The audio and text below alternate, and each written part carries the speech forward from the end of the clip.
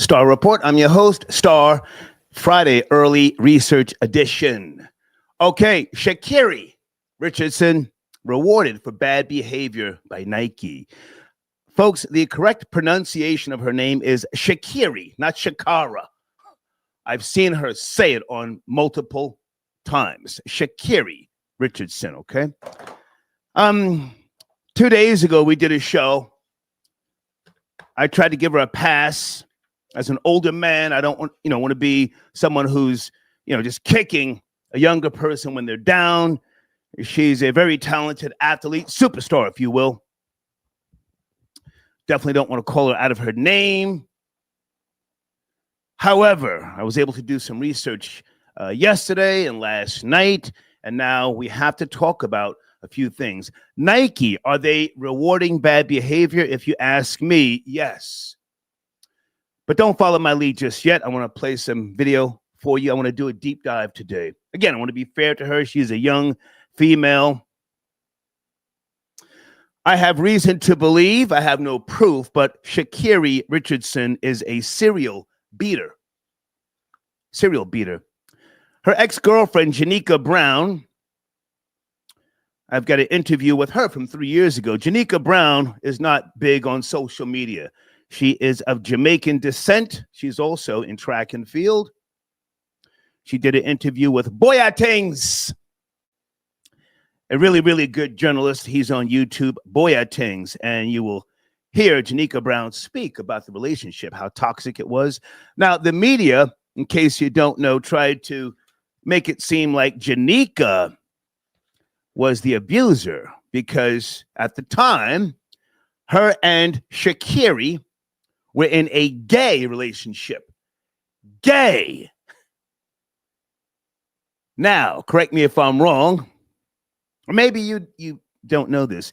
You don't go from being gay to bisexual. It doesn't work like that. You can go from being heterosexual to bisexual, possibly gay, but you don't go from being gay to bisexual. So I believe that Sha'Carri is really gay. And I believe that the relationship with the young man who she put hands on, Christian Coleman, who's also in the world of track and field. Christian Coleman is not some slouch. He's not some bum. But she referred to him as a coward. You saw the video footage in the airport in Seattle. She literally juggled that man's freedom on camera. She knew she was being filmed. The Seattle police and the airport kept telling her, he did not call us, because she kept trying to say, oh, Christian, you called the police?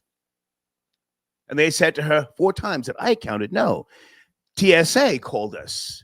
There's cameras everywhere. But her defiance, her contentious nature, if you will, and I'm trying to use my words carefully here because, again, I've already said give her some grace and peace, but now I'm focused on Nike. Nike has rewarded her bad behavior. On their website, they have responded to her arrest. She wasn't just detained and given a DAT. A DAT is a desk appearance ticket. It's like what happens when you get caught driving in the New York Tri-State and something's wrong with your inspection sticker, you're out within a short amount of time. Sha'Carri was arrested. Now, I have yet to see the arrest photo. Has anybody seen the arrest photo? If so, please send it to me. But I want to do a deep dive. And again, my purpose is not to so much drag her. She apologized. We played the video with her apologizing. She's young, so they're all fidgety. They're all, looking around. Not necessarily looking into the camera. She didn't cry. But, for the most part, she got right on top of the story and apologized.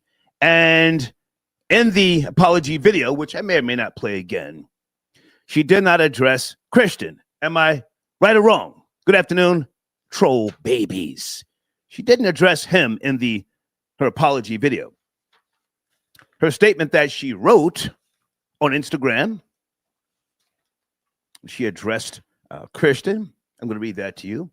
All capital letters. I apologize to Christian. He came into my life and gave me more than a relationship, but a greater understanding of conditional, unconditional love from what I've experienced in my past. Due to my past trauma and pain, I was blind and blocked off to not only receive it, but give it. I love him, and to him, I can't apologize enough. My apologize should be just as loud as my actions, honestly. To Christian, I love you, and I'm sorry, SR, which stands for Sha'Carri Richardson. What do you think, guys? Some of you saw this already. We're going to take our time here this early afternoon because, again, I don't want to drag her. I've already said, she's young. Let her do what she needs to do.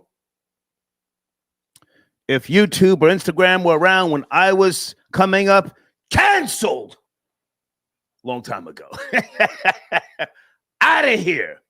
But I want to see what you guys think. And also, Nike standing behind her, not just now, but when she was in the physical relationship with her former gay partner, Janique Brown. Janique, pardon me, I hope I said that right. Okay. Let me look in the live chat real quick. Are you guys up to speed? Don't just hate her because she wears the long nails and the long wig. Back in the days, you had FloJo. Oh, FloJo, R.I.P. She had those long nails once upon a time. I think FloJo's nails were real. Yes, no, before we go any further? R.I.P. to FloJo. Some people get FloJo and Marion Jones confused. Marion Jones was the one who was convicted of doping and all that sort of jazz. Now, with regards to Sha'Carri, for those who know, I do have a campaign, The War on Mammies. Sha'Carri is a mammy, yeah. Mammy knows every goddamn thing. Defiant, right? Put hands on you. And again, she put hands on her boyfriend. And in that video, which I'm going to play again, Christian Coleman, he was, telling the police, no, nothing happened. There was an argument. He was really downplaying everything. Guys, is he okay? Do we need to do a wellness check on Christian? Christian, are you out there? Might you want to make a video and blink twice if Sha'Carri has been beating the daylights out of you? Seriously. He might be an abused boyfriend.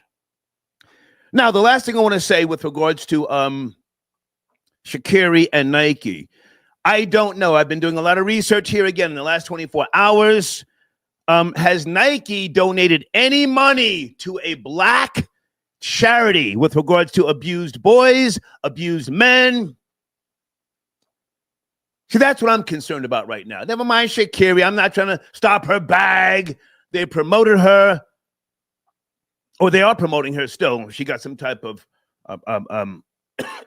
new endorsement on their website, which, I'm not mad at that. But let me look in live chat. Nike, have they pledged a check for $5 million to some type of black charity? Young boys. That's my concern. That's my concern. Anybody want to call in from the Ashkenazi community?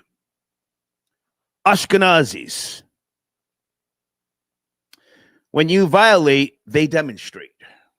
That's an old saying. If you violate, I must demonstrate.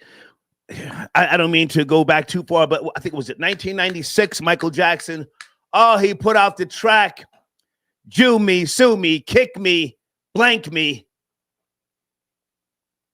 Remember that? What was the word that he used?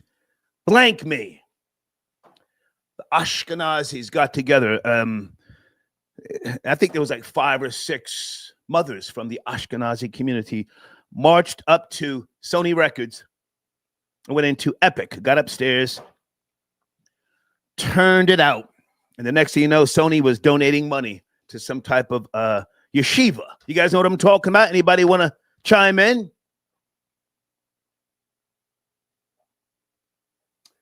Omari 6650. No, sir, you're not spelling it right. Come on, fam. Anyway, all right. Florida Boy Jay may be calling in at some point, and I want to get to the bullshit fast. Oh my goodness, Joe. I think he's gotten to the point where he's believing his own lies so much he just doesn't even care if we see him. Salute to Jadakiss. Salute to Ari Spears. And Ari Spears, funny as frock. Maybe Ari Spears was lining Joe up to see if Joe would go for the bullshit. You guys know what I'm talking about? I'm going to play the video. Did Ari Spears line Joe up? One of the greatest lyrics from you that I loved was at that time when you said, what's everybody so mad at the Southpaw? Switch up your style, switch to Southpaw. I was thinking about that today. That was me. And he borrowed me. I was listening. That was my original. That's my line.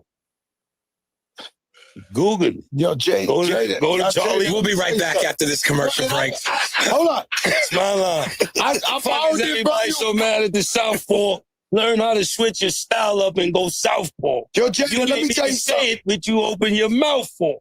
Better reason for me to just open your scalp more. Woo! Up, man, that's me, man. Let's not get this. I mean, we ain't got all timers. No, but I gave you that. I gave you that shout out. No, yeah. On a super smash hit bracket. Yeah. But it's Vision who came from Thug It Out, then he threw it on Megan. Once again, the crossover. Let me explain something to you, right? The point I was making, right, is at that time, everybody borrowed. No, I didn't. I'm just making sure he got to know where it came from. Yeah, he might have set me up with that shit. No, I swear to God. No, I swear to God. You were the only person that I heard say that. Okay, phone lines are open right now. Now, Ari Spears, I don't think I've ever met him. He may have lined Joe up to see if he could catch him, to see if he would go for the bait. Ari Spears is a really, really funny comedian, right? And he knows a lot of people's bars. He's like my homie Capone. They study lyrics. So he may have known that was Jadakiss's bars, but then he tried to give Joe the credit to see if Joe would go for the bullshit. Phone lines open right now. Guys, thank you for your donations. I'm going to try and get them on the screen early, but just bear with me. I want to get the show started here. Okay, someone says grace and peace. But brimstone and fire for anyone who talk about yeah, absolutely. I don't rock with you. That's the problem. Florida Boy Jay, is that you tapping in early? FBJ. The Real Nigga Association president, CEO, and founder is here right now. Okay. Word up to FBAs. First thing I want to say, I want to talk about this Fat Joe topic right now because see, this is the problem with Fat Joe and the propaganda. That what his behavior when Ari Spears said that line is the same mentality Fat Joe had when he's running around here saying hip-hop was created 50-50 black and Puerto Ricans. No, you stole a black American man's bars, regurgitated them as yours, and was about to take credit until the man right next to you was like, well, I wrote that. Like, Fat Joe was sitting there talking about, I was thinking about that line the other day. The first thing he should have said was... No, he said, I was just thinking about that today. Now, let me not try and make it seem like Ari Spears, but because I don't know if he lined Joe up or not, but it's funny as hell that Joe got caught trying to lie about it. Yes? Absolutely. And the thing about it, I'll give Ari Spears credit because watching his interviews, knowing what type of person he was and what he had access to, in the 90s, early 2000s, I believe he remembers these rap bars. You know what I'm saying? Especially when Aries Spears was in his peak. So him coming to that show, having a platform, I think he did line him up. Because I've seen Aries Spears quote other rap lyrics. Okay. And he prides himself on being a New Yorker. Right. And being from New York. I think he's from Jersey. If memory serves me correctly, I'll check later. But okay. Now the reason why I think that clip is important to point out is because people will try, if you're not careful, to hijack the black art form. The black art form. And I'll reinforce it again and again and again. For those of you who don't know, I'm as old as dust. I was there. Created by the black man, hip hop, rap music. Good, Flowboy J. Yeah, and the reason why I think that conversation is funny to me is being from the South. Some of the first rappers who abandoned New York and the North Sound was Fat Joe, was Jadakiss. They ran their asses down in Miami, start calling Birdman and hopping on Pop Champagne with Lil Wayne and Birdman, hopping on How You Love That with Pitbull. Okay. And they were grifting off the South very early. So of course they would both, hey man, I'm coming down here to get a check. You come down here to get a check. Here's some bars to say on the next hit song. You can use mine. I believe Fat Joe and Jadakiss were in cahoots together to grift off the South back then. That's why they was cool with using the bar. Right. Grifting. Old niggas grifting. Hold on a second. Stay with me. Deeds, I got your text message. Yeah, Deeds, I'm sure Nike has done things in the past, but I'm talking about now behind this Sha'Carri Richardson quagmire. Photoboy J, before I play another video, and I hope you have time to hang out with me for a minute. Did you know that a couple of years ago, Sha'Carri Richardson was in a toxic relationship, physical, and they tried to paint her ex-girlfriend, Janique Brown, as the abuser? Did you know that? Absolutely. She was with a Jamaican tether, Janique Brown. Okay. That was who she was with. Yes, Nike, Track and Field Federation, and any other person of power is going to side with the breadwinner. So she could come out here and say, hey, my ex-girlfriend beat on me, this and that. But the ex-girlfriend came out on multiple platforms and said, hey, we were giving each other wheel kicks and eye jammies and putting each other in headlocks and pulling out each other's hair, verbally and mentally and physically abusive. That's what was going on in her last relationship. And if hang on a second. I've only seen one interview. I don't think she did multiple interviews. Janique Brown, again. Oh, my bad. Multiple publications. Yes, sir. Maybe the publications. I have her on Boyatings. I'm going to play that video here shortly. And thank you, Deeds. Deeds says Aries Spears, born in Chicago, moved to New Jersey at age 11. Yeah, he's a Jersey nigga. We specialize. Cool. We specialize in lining people up. Okay, now don't follow my lead, but I do want to ask with regards to Sha'Carri's apology. I've already said she's young; she should, have time to grow and so on and so forth. What are your thoughts with regards to Nike's response? And if you want to, try and see if the situation were reversed, would a black man be given that type of pass? Where do you want to go? I'm going to say no, a black man wouldn't get that type of pass at all. The most unprotected person in the world is the black man. We're not going to use that Malcolm X quote with the black woman. Because we're seeing in real time, the most unprotected person is the black man. Right. Because if he pushed her to the ground on camera, he would not be competing in track and field. He'll be locked up. He will have mug shots. For YouTube thumbs. Hang on a second, Florida Boy Jay. We have an ignorant black slave in the live chat. No, you ignorant black fucking slave. Jada. We didn't say Jada is from New Jersey. Aries Spears from Jersey. We know Jadakiss is from Yonkers. You ignorant black slave. Go ahead, Florida Boy Jay. Hey, and I don't want to ruffle no feathers, but I'm sorry to tell y'all, but Jadakiss is from Memphis, Tennessee. But I'm gonna leave it alone. That's another nigga from the South. But I'm going to leave it alone. He may have been born there because a lot of your FBA rappers, icons, and pioneers, their families were from the quote-unquote South. But I was just correcting somebody about Aries, Aries Spears from Jersey. We specialize in lining people up. I'm sorry. Go ahead. Yeah, but with Sha'Carri Richardson, the thing that I'm seeing is the pattern. Sha'Carri. After she ran around beating up the Jamaican tether girlfriend, she jumped out and said, "Hey, she was abusing me." What I seen in the police video is her jumping on her new boyfriend, and then when police come, "Hey, he's abusing me." Right. And what was the key thing that got me is, you know, they always say the black woman's gonna protect the black man, this and that. When the cops came to him, he held her down. Even though he was the victim, he held her down. I don't want to press charges. We can just leave this alone.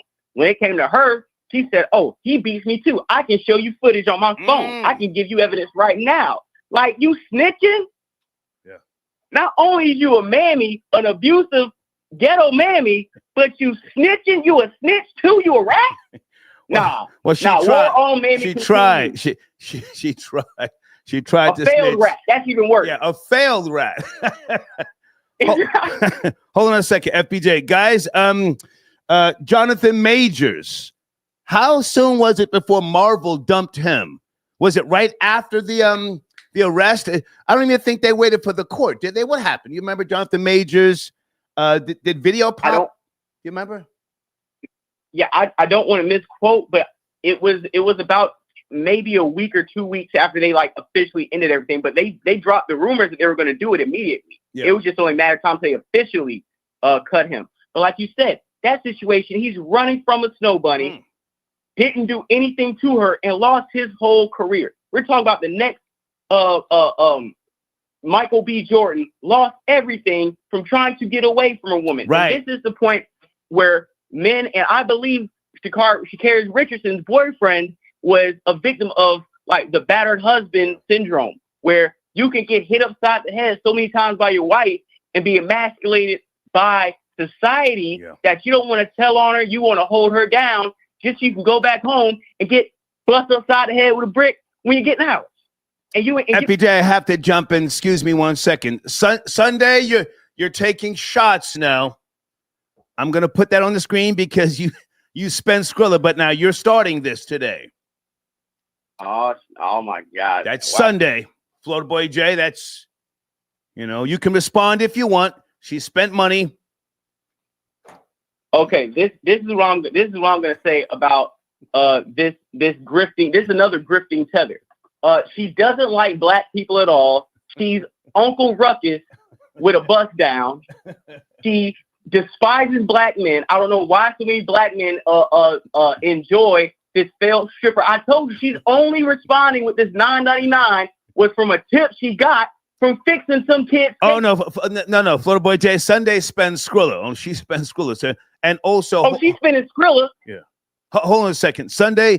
Might you want to comment? Sha'Carri Richardson, a couple of years back, her gay girlfriend Janique Brown. I'm going to play a video. I think Sha'Carri is gay. Sunday, you would know this world if you care to call in. If not, don't worry about it. Florida Boy J. I want to play this video. Can you finish up on Sunday so I can then get to the video? Sunday definitely is a perfect candidate to call in, knowing that she probably got her ass whooped by some butch chick a couple weeks ago, a couple months ago. She's a steady victim, so I believe she was probably getting wheel kicked and thrown in the dryer by her ex-butch lover, a few years ago. So she's a perfect expert to call in about being a victim of the hands of a butch jack, of a carpet muncher. Hold on a second. The Carter, I got your PayPal. Thank you so much. Okay. He says, I ran into Star at a local glory hole. Great guy. Great guy. Thank you for your donation, the Carter. Okay, everybody sit tight. I want to play this part of this interview again. Boyatings on YouTube. Boyatings, I tried to email you to get permission to use your video, but you don't have your email address on your channel. Let me know if it's okay after the show. I'm going to tag you for us to use your footage. If not, we will edit this out. Okay, again, this is Janique Brown, Sha'Carri Richardson's one-time gay lover. Listen to how she breaks this all down. It makes sense to me that Sha'Carri could be a serial beater. No, you're both going through it. You weren't able to compete at the national trials, and she was going through a ban for the substance abuse thing that happened. But what exactly or where exactly did the toxicness started? Because this sounded like a nice relationship. No, guys, we've been toxic. We start out that way, right? Because we start out young as fuck, 19 and 21. We don't really know. You know what I say? We don't really find. We grew up. We already come from different cultural backgrounds. I'm saying a story, right? We have a different way of showing and giving love, right?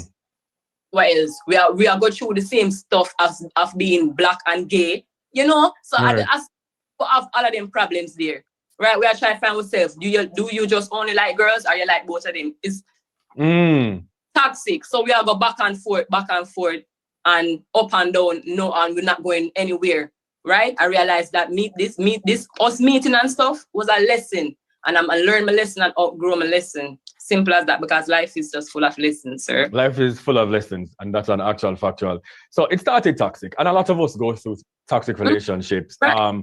All depending on what you really classify or consider to be toxic, but a lot of us goes through toxic relationships, really and truly. Right. We do. Really, we do. But when did the toxicness get physical? Because there were claims that she was being abused, but the last conversation that you and I had, you also said that it was on both ends. Yes, we were both abusive, mentally, verbally, physically, everything. And if I'm going to be on this and keeping it real as fuck, we've been abusive to most of this relationship. And other people, there's people who've seen that, people who know that, you know, and we still honestly come and go, toxic, push and pull, and still get over the obstacles until I said, I have learned my lesson. I don't want to go over no more of these obstacles, right? With the same thing. So it's time for me to cut the ties and learn the lesson and move on, right? Me moving on now is where we've been abusive come about, like, you know what I'm saying? So I don't know what is the reason for posting that now. Is that a strategy? Is that something for marketing? Is that for business? I don't know, because you still have my email, right? And you know, my mailbox is empty. As I said, there's no mail in there. So for the people out there telling me what to say about charge, mom, she put it on the internet, so more answer on the internet, right? If they're going to charge me, they're going to charge me. If they're not going to charge me, they're going to charge me. And I doubt that, because we both have our receipts and stuff, right? I don't know what it is. So everybody. So then I'm going to jump in here a second. Again, this is Boyatings on YouTube. And I really like the fact that he's allowing her to speak. This is Sha'Carri's ex-girlfriend, Janique Brown. And I believe her. I believe that she got away from Sha'Carri because Sha'Carri was probably putting foot in her ass and Janique's ass. And Janique said, I can't take anymore. Now, she's not on social media like that, Florida Boy J. So she has not been doing a bunch of interviews. She just, you know, as she said, she learned her lesson and she moved on. You want to comment before I go back into this, Florida Boy J? Oh no, you can go right back into the video so we can get a full scope, and you know, of what's going on. Okay, all right. Somebody wants to sit Sunday down for a month. Okay, send me 500 right now. PayPal or Venmo. Send it right now. On Earth team know what it is. They know me as a person, as an individual. I give love. Like it's not like that. If you come around me and you feel me, you see the energy I have. Right. So then you decided after 2 years to call this relationship quits, just based on everything that was happening. Can you just give us a timeline as to when you guys broke up? Broke up back in like February this month, this year. Tell us about 3 months thereabout. Yeah, about 3. And everything was good after you guys broke up. After we break up, no, still looking for me when I don't want to be found. Still I try get more answers when there's none to give. Than I have outgrown it, and I'm trying to focus on myself and grow as myself and build from zero. right? Still trying to plot with friend and family, trying to find me and all of that stuff. Everybody just try to throw everything on my face for confuse me and keep me stuck. I'm smarter than that, you know, but chosen as fuck. Right. So then, was this the first time she posted anything publicly about you after the breakup? When we all saw it? Yes. Yes? First time for that. First time. Okay. I believe her. Hold on a second. Not that you guys have to follow my lead. I believe that she just became tired of Sha'Carri beating on her, and you can see by her body movements, she was disgusted and she no longer wanted to be contacted. I'm going to come back to this a little later. I just want to give you guys some context. Runaway Slave, I got your donation. Taking shots at Florida Boy J. Something about your grandparents, Florida Boy J. Can you read that? Runaway Slave is. I can paraphrase. Basically, it's another hater that just can't believe that I look this good without giving credit to the white man thrown down in my lineage. This is anti-black in itself. We can't have no tether behind Abby talk about I got white grandparents. No, I'm sorry. I look this good off of Black American bloodlines. I'm sorry to break the bad news. This is just niggas mixed with niggas. I'm sorry, it's just me. Okay. Yeah. All right, guys, phone lines are open. Please note that we use Venmo. We no longer use Cash App. Okay, the Venmo information is on the screen. All right, and I'm taking your calls, whoever, with regards to Fat Joe trying to steal Jada Kiss bars. I would like to talk to somebody because there's so many bars throughout hip hop that you may not know were borrowed. Maybe you don't care. But he's trying to take credit, and I'm so glad Jada Kiss caught him. Area code 770. Good afternoon. Please watch the language. Are you there? What's poppin', Star? Hey, how are you, sir? What's going on with a happy Friday? Yes, sir. Same to you. Yeah, I wanted to holler at you on a couple of things. First things first. Yeah, Fat Joe been stealing bars, bro. Yeah. Know what I'm saying? You remember that line from Jay-Z on what's that track? I just want you to know not where I've been, where I'm about to go. Right. I think it's called I Just Want to Love You. Yeah. Jay-Z is like, I got bling like Saturn or something like that. Right. And then I know the cadence. I'm just not familiar. But go ahead. And then you hear Joey Crack Him the God talking about the same thing. And what's that New York track? Oh, now the Cheeky got bling like Saturn. Now you've been biting bars. You know what I'm saying? And shout out to Kiss for holding it down and calling them. Sir, we don't do shout outs. Jada Kiss is my guy, but we don't do shout outs. Come on. You know that. That's my fault, God. But the second thing I wanted to holler at you about was that black nigga bitch Richardson. She been on it. Well, sir, can I ask you not to go down that lane? She's a young female. We don't have to be that malicious. You know what I mean? I'm going back to address the topic after I've already said, I can give her a pass as an older man, but we don't have to go in like that. It's a little too early for the language. Please. She's a prime example of a mammy forgetting of all the accolades she's acquired and how she has to transition from being some ghetto hood rat to being a professional, like Jasmine Crockett in the Senate. Playing up. Jasmine Crockett is another prime example. These ghetto hood mammies that get in position of leadership and can use their platform to influence other mammies and sisters, and they don't know how to transition from that ghetto mentality into being professionals. That's all I got for you. I want to land my plane. Well, stay with me. Now, we don't have to be too vile with the language, but Jasmine Crockett, we're going to come back to her another day and spend a lot of time on her. But with regards to Sha'Carri, I'm not trying to stop her bag, but I really want to see Nike, spend some Skrilla. I know they've had a few initiatives or some stuff in the past, but this is a violation. If you ask me, this is a slap in the face of black men. Again, yes. Florida Boy J, can you do the timeline on? Had it been me, go ahead, I'm sorry.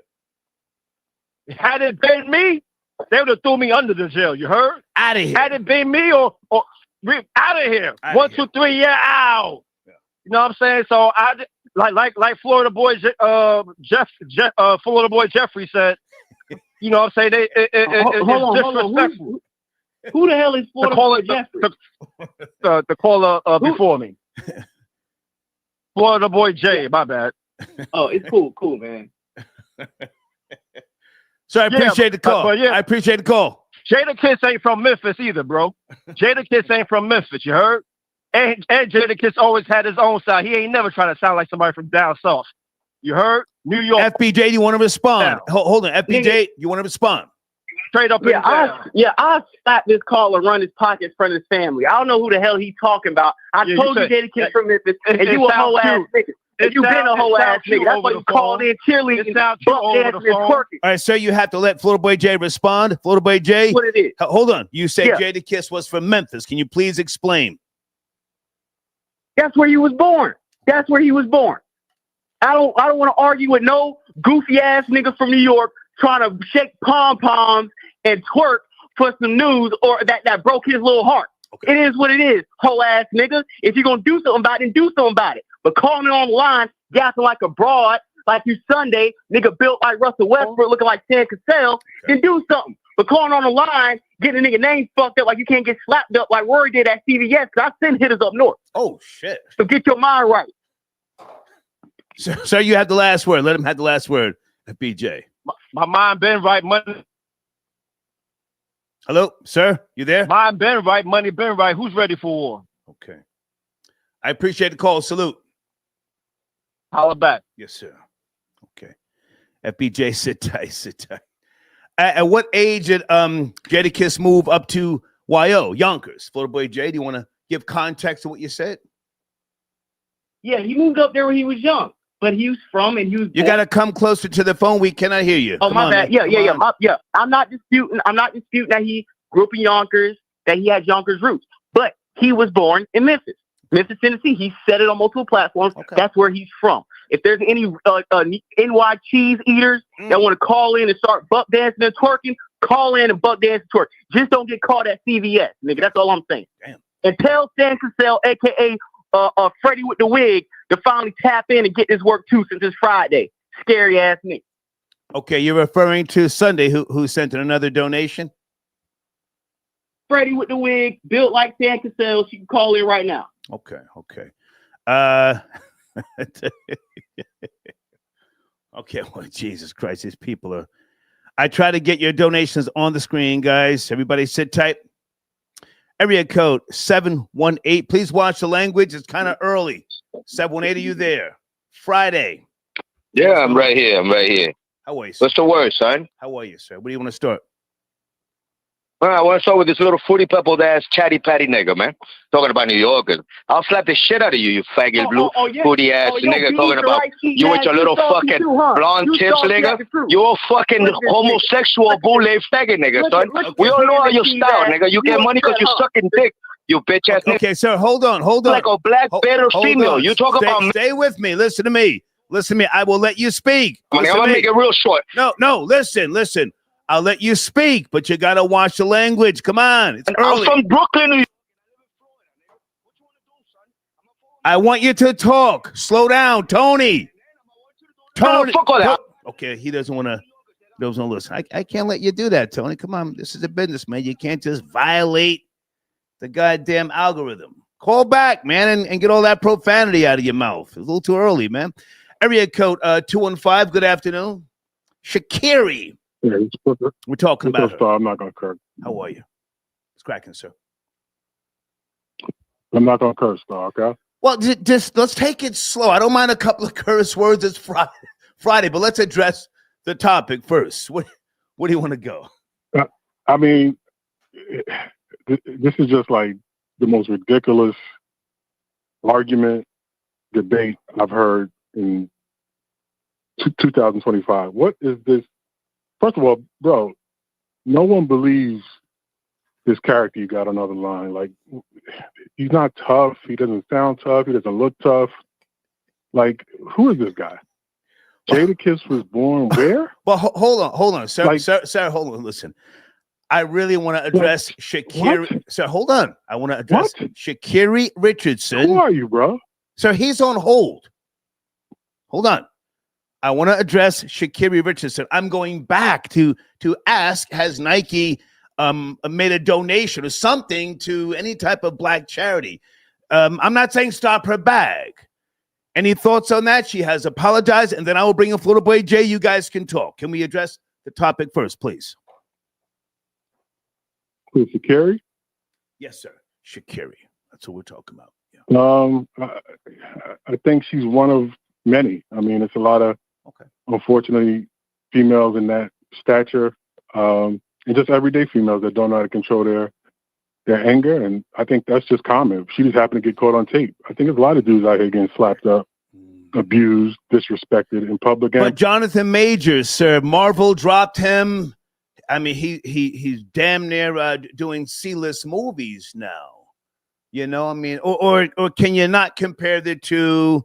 There's no comparison. What? Blame the culture, man. Blame the culture. Everybody wants to cape for the females and make excuses for them. Everybody turn their back on Jonathan Majors. Now, good point. Good point. Blame the culture. Good point. And I appreciate you I'm not addressing that. The culture eats itself. The culture eats itself every time. All right. Do you want to speak to excuses for the Hold on. Florida Boy Jay. Florida Boy Jay, this man wanted to address you. You were talking about let me say something. Yeah, let me address this whole ass nigga just like the last whole ass nigga. Hey, you shut the fuck up. You know why? Because just like you and the rest. All right, sir, you have to let Florida Boy Jay respond to what you said one at a time. One at a time. Go ahead. The reason why this scary cackling coon called in is because he's a pussy. Just like the last nigga who ran from New York down to Florida where he thought it was safe and get smacked up to that bean eater. Y'all call in, you get cussed out, you never pull up, never drop a number, a name, a DM, or address. You're too scared because I told you the goddamn truth. Now, if you want to get laid down and choke in front of your family, just go ahead and meet me in Jacksonville, Florida. But if that's not what you on, then you need to be in the comments like the rest of these hoe-ass niggas. I don't remember you calling in or Rory was calling you a nigga. I remember you calling in any other time. We seen go call in today and talk shit. Nigga, I slap you right now and run your pocket. Where are you at? Where are you at? Okay, hold on. Let's let this man respond. Sir, you're back on the line. 215. Bro, like, do you look in the mirror and practice that voice? Like, it's the most fake. Who are you, bro? Like, who are you? Like, I've never seen somebody so fake. Like, you sound like you're in a movie or something. Like, you serious, bro? You're not slapping. Like, a matter of fact, I'm gonna do you this favor. I'm gonna do you this now favor. You calm down. Oh, now you cool, right? Oh, okay. Okay, I get cool, it. Right? What is that voice, you being a bitch. Now you being a bitch because you got called out, right? Now it's all cool. Like where's the address? Like, where's the address? Where are you at? You was weird, talking crazy, bro. right? So what is it? What you want to do? You want to die over folks? I'm trying to do a research show, and now we're talking about dropping addies and all this extra. On the line, that's bro. cool. Like nobody believes you, Florida boy. Florida boy. And you ain't from nothing. Florida boy. And you ain't from nothing. I get it. I get it. You ain't from nothing. You ain't about nothing. You're mad. I told you where your kisses from. Now you can't get cracking. Okay. Now you don't want you high cholesterol, fat ass niggas. What you want to do? All right, sir, do you want to land? Hey, sir, I got to get back to the show. I hope you appreciate the content. Please send in a donation. Thank you, man. I got to go. You went to private school. Go sit down, Florida boy. Okay, thank you, man. Okay, all right. Sheesh. All right, Florida Boy Jay, hold on. Sit tight. Oh, yeah, we chilling. Okay, Runaway Slave saying, wasn't Florida Boy Jay abused by some Hispanic chick a couple of years ago? I don't remember that. You want to respond to that or no? FBJ, yes, no, maybe? Nah, I don't know what's going on with these niggas. They upset. I don't know. I told these niggas where they where they go from, and now everybody want to call in that state tough. Where's the addresses? Okay. Who's pulling up? Who's sending money to sit FBJ down? Okay, all right. Thank you, Runaway Slave. FB, who is this? Someone says living my truth. Okay. I guess Sunday's busy, guys. Sunday, thank you for your support. I was trying to find anybody who's from the LGBTQ plus community, preferably a lesbian, to, speak to my theory that Sha'Carri Richardson is gay. And I think she might be dating this guy just for publicity reasons. That's the reason why she had no problems violating him. And the things that she said were very, very hurtful. But again, I guess he hasn't felt the need to speak out publicly. All right. All right. Thank you for your donation. Hey, Miriam, good to hear from you, dear. Okay, Miriam. Yes, we know each other from the past.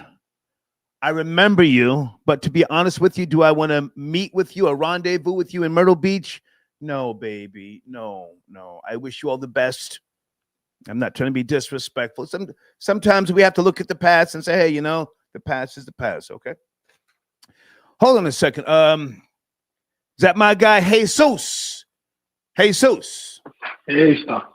Peace and Pan-Africanism. So, how are you? Hey, man, I appreciate your donations as always, man. Where do you want to start? Can we start with Sha'Carri Richardson, please? The main topic. Yeah, listen, I was a little bit disappointed yesterday. Trying to give her a little bit of leeway. Can you come closer to the phone, please? Come closer to the phone. Sure. You're in a headset. Give me a second. Is it better now? There you go. Come on. There you go. All right, perfect. So I get it. You were trying to give her a little bit of leeway yesterday, but I did not believe a word that she said. She only apologized because she got caught, and that's the end of it. Well, stay with me. I appreciate you calling in, and I appreciate your support. But now, as a 61-year-old man, I think you have to understand, I just can't jump up on the microphone and call young people all out of their names and just hate just to hate. I have to go back sometimes. I have to do research and make sure that I'm being fair, right? No, I totally understand that, and I get it. But the issue is men have gone down just for little petty allegations. You're right. And she got caught red-handed. You're right. And that's why I'm here today. And listen, we can go after the Simps and other people, but my issue in reality is with Nike. They got to do something. They got to cough up, checks or something. Go ahead. Well, if it happens again, hopefully they'll actually act upon it. But so far, they just forgiven her. So who knows? I think they got to do something now because the third time, if this happens again, this chick might kill somebody. She put hands on this girl. I played a video. Did you see me play Janique Brown from Jamaica? I believe her. Janique. I believe her as well. But again, Janique said she had to get away from Sha'Carri. That's what happened. That's how that ended. Come on. Yeah, but the issue is it wasn't caught on camera. Right. Now, if it gets caught on camera again, then let's see what happens. Whether it's another man or a woman, it's just we need the receipts of the camera. That's it. Yeah. Okay. My co-host is Florida Boy Jay. Do you want to holler at him? Or are you guys okay? No, now that it's out there, I really want to know when did he send the booty goons out for Rory? That's all I really want to know. What the hell? I don't know, man.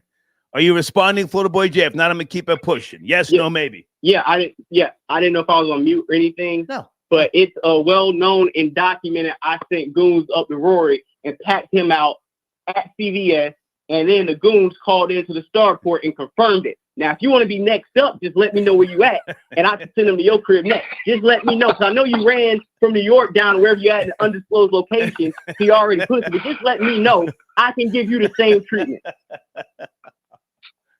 Okay. That's all right. funny. Salute. All right, thank you. Appreciate the call. Yes, sir. Okay. All right.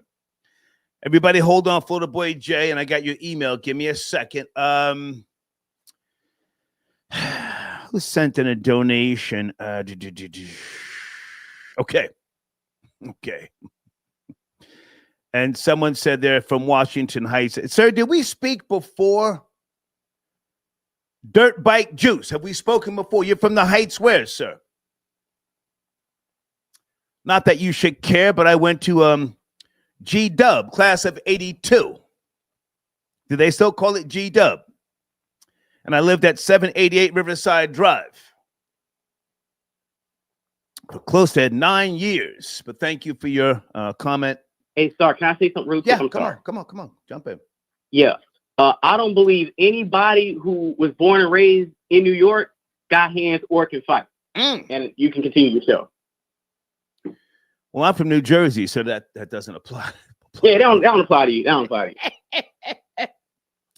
Okay, what is this you just sent me? Jadakiss saying he's from Memphis? Where's this from, Florida Boy Jay?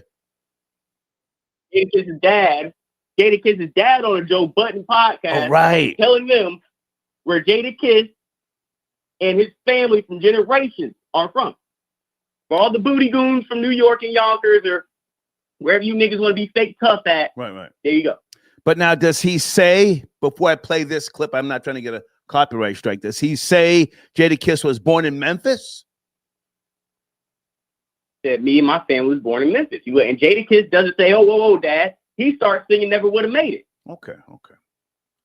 Yeah, the family might be from Memphis, but you said Jadakiss was born in Memphis. I just want to be clear. I'm not trying to catch you or anything. Let's just see what this is from the Joe Budden podcast. Here we go. Disappointing, but just shows you how things work. I wanted to send him to Memphis State. I'm from Memphis, Tennessee. Mm-hmm. My parents lived there in Memphis, and never would have made it. I wanted him to go away. It was disappointing, but just shows you how things work. I wanted to send him to Memphis State. I'm from Memphis, Tennessee. Mm-hmm. My parents lived there in Memphis, and never would have made it. I wanted him to go away. It was disappointing, but just shows you how. Okay, well, now that just confirms to me more than ever that microphone check is the truth, the South in terms of, the best, the architects and the pioneers. But I didn't hear him say Memphis. Jadakiss was born in Memphis. Florida Boy Jay, he said the family's from there. Yes, no, maybe. That's what you heard. I watched the whole interview in totality. I didn't want to get a longer clip for your show for the whole. That was just the best part, or one of the best parts of referencing being from Memphis. Okay. But like we said, once we brought that up, we've seen all the New York hip hop liars and tethers call in and get butthurt. They panties all in a ruffle. Now they want to get sassy on the line. Okay. I'll take your word for it. I just, wanted to be clear. Hold on a second. Someone else sent in a donation. Area code 203. Good afternoon. Sha'Carri Richardson rewarded for her bad behavior by Nike. Are you there? 203. Yo, what's good, Star? Can I talk about the Fat Joe situation though? Stealing bars and got caught. Yeah. Got caught. Come on. Yeah, Aries Spears definitely lying him, man. That dude might be from Brooklyn because that was some classic Brooklyn stuff, man. That was no, sir. Aries Spears is from Jersey. Don't try and claim him. Jersey nigga. I'm just saying, man. Yo, but to keep it a buck, right? This is the objective perspective, right? Come on. So I actually, I'm a big Jadakiss fan, right? I remember that bar. I remember that song. It's actually from like a mixtape. Yeah. So I could see why Aries Spears probably didn't hear Jada say it, because unless you was like literally copying mixtapes, you wouldn't know that. It's not from a popular song, right? But when Fat Joe said it, and you could even go back and listen to the clip because Jada repeated it. Fat Joe said right after that, Jada, I was listening. So he gave, Jada his props.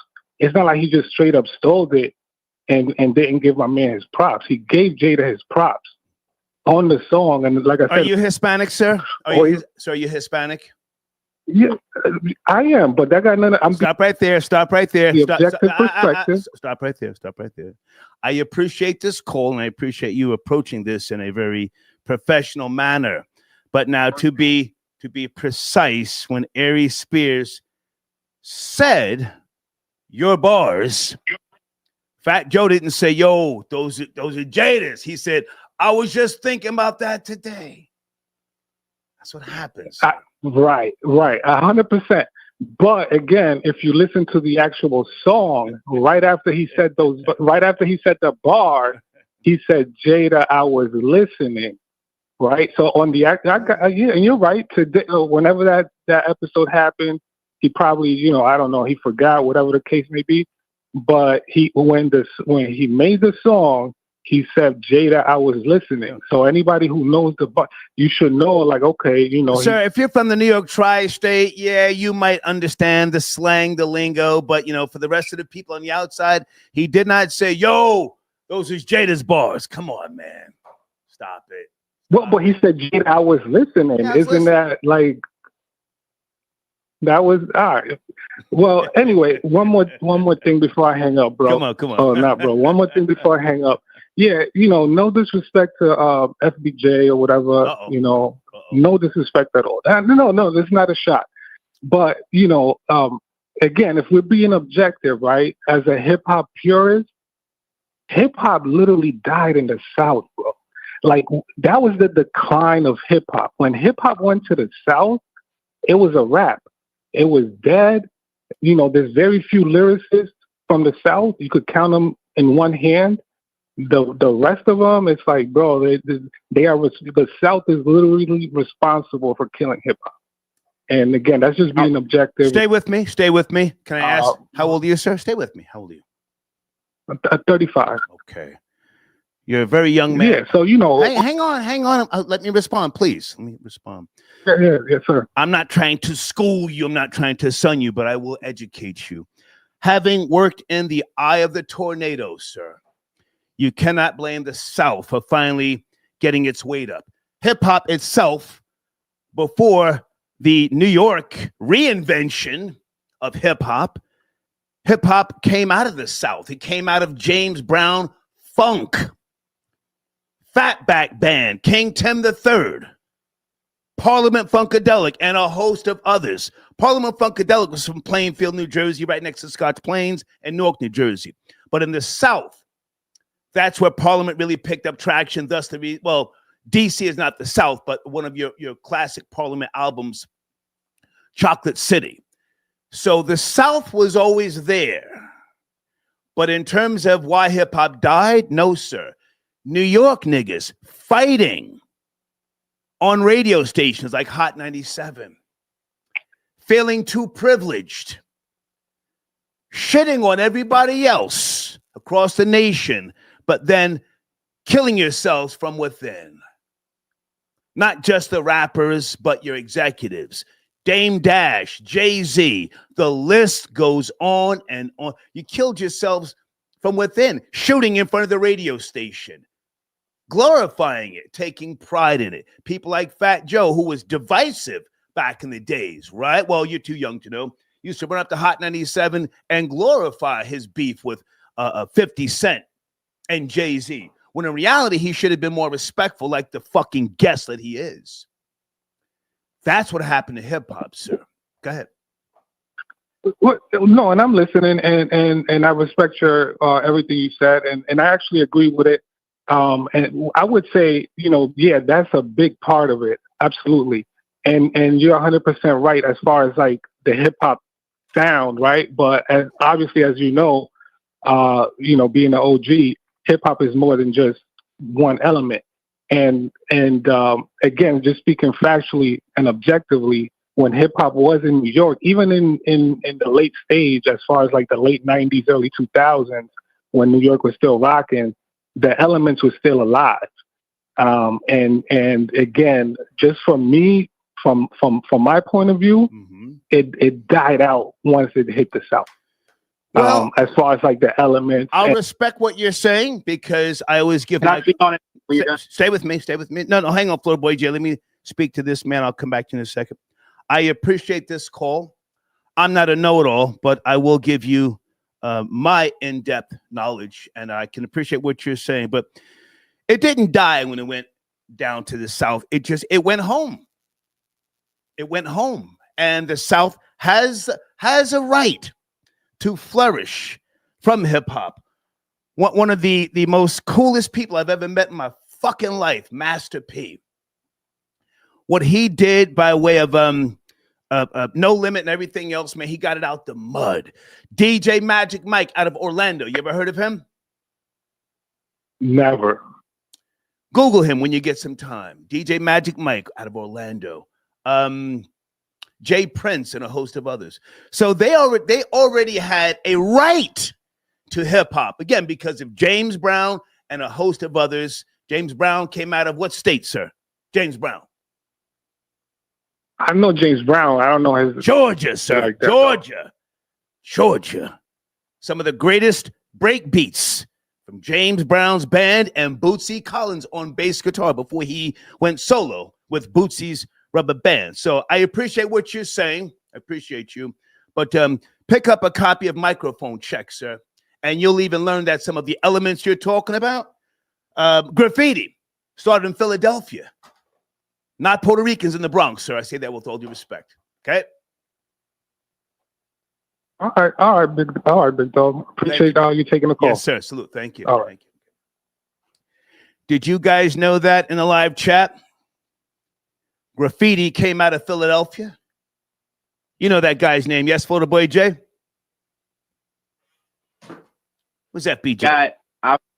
Come closer to the phone, FBJ. Come on, man. If you're not going to be... I don't even remember the guy that you brought up. No, I was just about to say that the first recorded hip-hop visual was the Jubilees, a group from Orlando, Florida. A Florida group. Okay. The Jubilees, black and white. Dude got a gold teeth in his mouth, and he's rapping. So it wasn't nobody from New York, wasn't nobody from California. It was some Florida dudes rapping. Oh, wait a second. Wait a minute. Florida Boy J, Janet with the research. Now, she didn't call you any names, but Janet said Jadakiss born in Yonkers. What is that nigga talking about? Janet, are you calling in? Oh, I just sent you another clip of Jadakiss's dad on Drink Champ. Is he saying Jadakiss was born in Memphis? What is he saying? That's what I'm telling these people. Born in Memphis. Okay, well, thank you, Janet.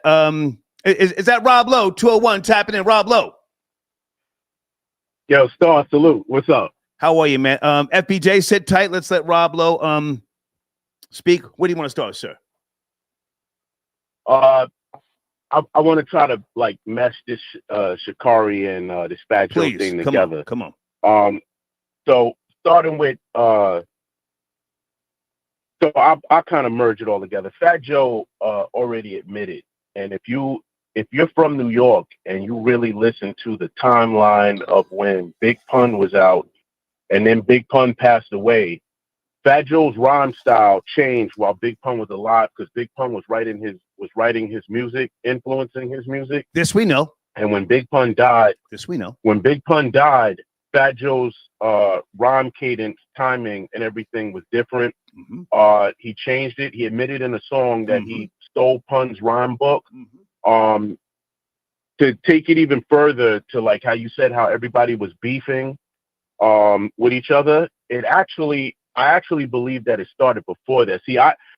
I credit Big and Puff with landing like the fatal blow into hip hop music. I'll never forget Grand Puba had a song out, "Ooh, and I like it." And you say New York City, that song was the #1 song in New York City. And then Big came out with One More Chance. That was like a knife in the back to hip hop music. That whole way of glorifying drug dealing, money, clothes, hoes, and all of that stuff. And people tend to forget, even though Nas had a classic album with Illmatic, and everybody throws his word hip hop around. But if you really look at what hip hop and the tenements and what it stands for, it does not stand for the glorification of death, the degradation of women, disposing of children, glorifying niggerdom. And that's why I step into the whole thing about Sha'Carri with Sha'Carri. Well, hang on a second before we go to Sha'Carri, and the correct pronunciation is Sha'Carri. Whatever. No, hold on, sir. Hold on. Let's be precise. She says Sha'Carri, not Sha'Carri. Okay. Let's go back for a second. You saying what Fat Joe said, acknowledging Big Pun. We know this already. I'm talking about Jadakiss, the black man. In my book, number uno. Okay. So no, he tried to steal his bars, whether Aries Spears was lining him up or not. Saying Jade Eyes. I don't. Hold on, Rob Lowe. Can I speak? So I let you speak. Yeah, go ahead. And speak. He got caught, man. Don't give him a fucking pass, dog. I mean, if you're a fan of his, that's one thing. But I pride myself on this show being accurate. He got caught, man. He got caught. Now, some people might say, "Oh, it's not that serious." Okay, well, you know what? Fun is fun. Ha, ha, ha, he, he. But now also, let me just add a little context to what you're saying. It's not just the rappers that destroyed hip-hop up in New York. I have a memo in my possession from Hot 97, the program director, former program director, when Power 105 came into the marketplace. The memo letter was sent out to record companies threatening them. If their artists went to Power 105, you would no longer get airplay on Hot 97, and you would no longer be allowed to perform at Summer Jam. Did you know that? No, you didn't. No, I remember you. No. You remember me speaking, but you didn't know that. So yes, it's deeper. I remember you mentioning that. It's deeper. And it's deeper than just the artists feuding. New York killed itself. Hang on. Yes. Killed itself from within. The feuding, the fighting, and the bullshit. So the South, Rob Lowe, please let me finish. Please. Go ahead. So the South had a right, a lineage that allowed them to rise up and do the things that they did. And the last thing I'll say, the last thing that is so sad, it's really sad. None of those people that you ever looked up to, you knew their music, they never got paid for performing at Summer Jam. Never. But in 2003, when Star on the Star and Buck Wild show told you that they were going to spend $300,000 to bring Eminem to Summer Jam, that's when I got suspended again for about maybe 2 months. They agreed to pay for his expenses, but never did they pay for anything, for any black person's performance, Summer Jam. Never even sent a card for Michael Jackson when Jay-Z brought him out. Now, go ahead, sir. So you said a lot. So let me go back to the Fat Joe. I will not dispute anything of documents and all of that stuff that came across your eyes and all of that stuff, because I wasn't there. But what I'm not a fan of Fat Joe. There were some songs that I liked. I was more favorable towards Big Pun. I believe that Fat Joe is a thief on multiple levels, from friends, family, artists, all of that. Because I was privy to some of those experiences with some of the artists that he dealt with, because we were in some of the same places in the Bronx. I think I told you before that I was there the night that Cuban Link's face got cut. I was in the building. Right. I saw it when it happened. They walked right by me. Angie Martinez was on stage. Rob Lowe, you're snitching. Slow down, Rob Lowe. Rob Lowe, okay. You're snitching. Take it. I digress. Let me go back. So what? And look. Come on. I have no problem with the music going down to the South, because when that transition came, which was 94, that's when I went down to Virginia. I saw a lot of that stuff happen, a lot of it start. The go-go music from DC, when Outkast came out, I was there. I appreciated that music. Yeah. But the fact of the matter remains is that there is a shadow. It's like you said, the glorification of things that have in turn ruined the culture. Okay. This idea that everything should be ignorant, everybody should be yelling and screaming, it does not matter, the F your mother, your father, all of that nonsense has ruined the culture. Right. And that's where I was trying to tell you. And you're right. To Sha'Carri. You're right. Sha'Carri is Sha'Carri. Well, look, if she has poor representation of herself, it doesn't matter what I call her. If you're not going to represent yourself in a way that deserves respect, what difference does it make what I call you? But what I'm saying is this. She's in a position where if she don't got no older black women teaching her how to talk, teaching her how to walk, teaching her how to carry herself, teaching her how to conduct herself in business meetings, and when she's out there doing her thing, running. Look, all of this all of this acting like a nigga stuff, it has gone too far. It has hurt everything. Everybody wants to be a nigga now, and there is no way that anything can sustain with this ignorance being this pervasive. Okay. That is Roblo, I have to take other calls. Roblo, I have to take other calls, man. We good? Salute. Okay. Salute. No doubt. Okay. Roblo tapping in. Good man. I like his perspectives. Oh, shit. You ain't never scared. Sunday. What's going on with you, girl? Hey, Star. How you doing? Now, listen, you started it. Okay. Florida Boy Jay is on the line. You started it. You're coming with cash apps. I appreciate you. But now, where we going? What did I start? Oh, you wanted me to call in about the homosexuality. You said I could comment on whether or not Sha'Carri was gay or how gay women operate. Okay. Well, now, hold on a second. FBJ, sit tight. Hold on. Sunday's on the line. So, I've been doing somewhat of a deep dive here. Sha'Carri Richardson. I don't even think Nike has really reprimanded her. I did a little research. I still say, give her a chance because she's young, and I don't want to be an older man attacking a young person. But based upon my research, she could be a gay serial beater.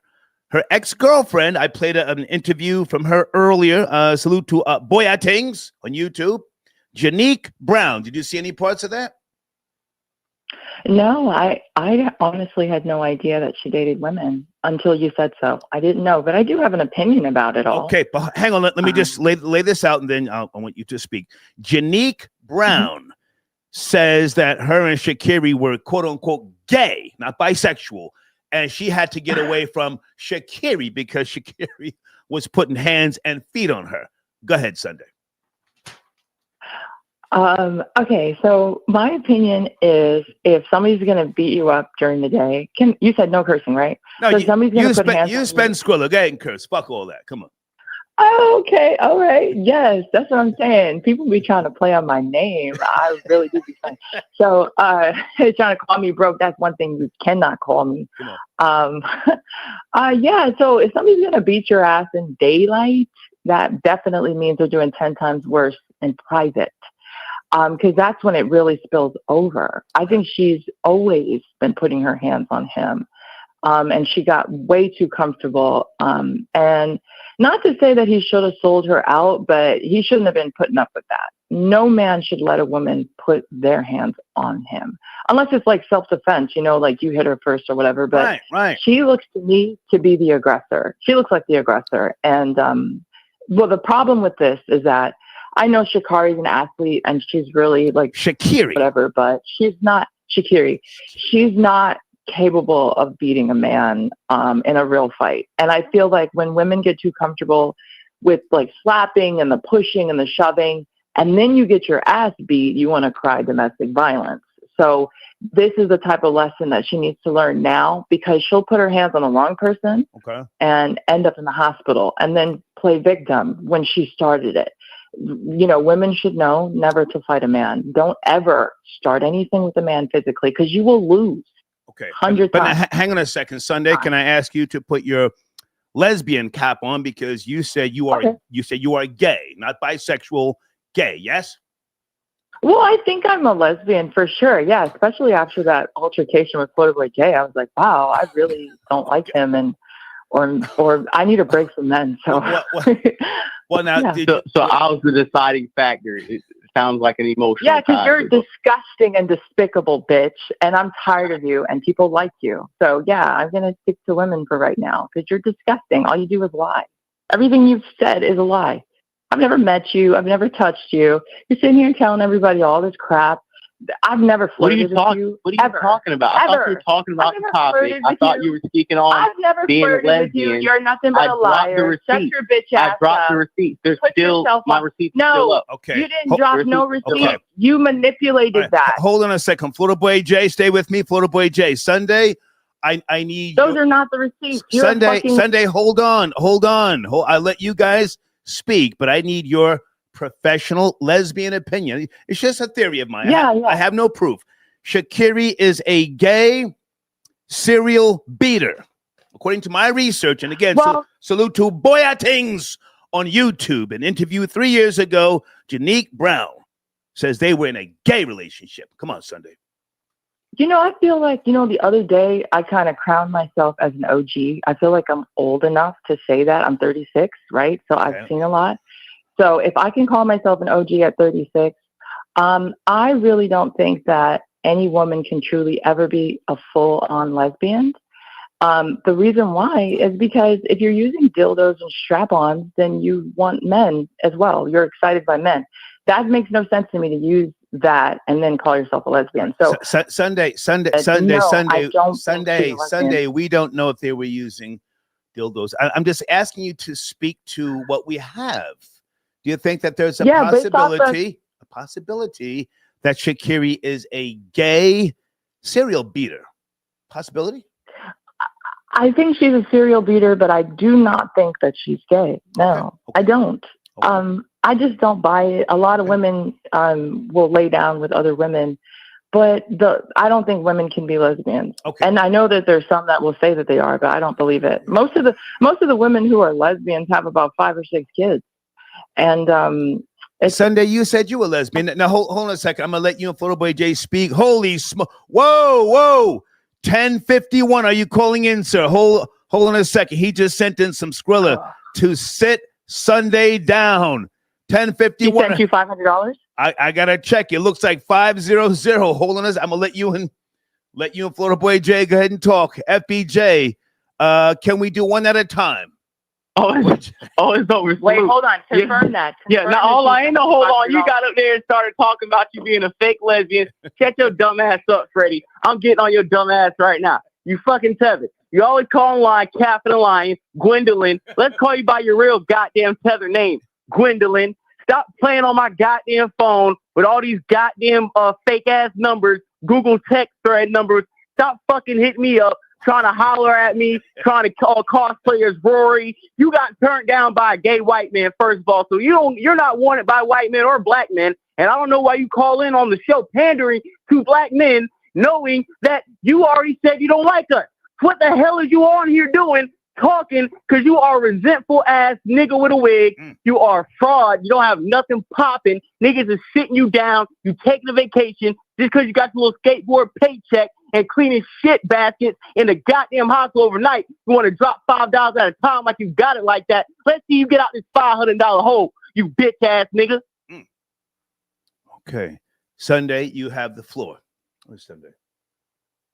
Hey, Star, you muted me. Yeah, I have to because you guys don't let the other one talk. Yes, I have to mute you. One speak at a time. I have to. Go ahead.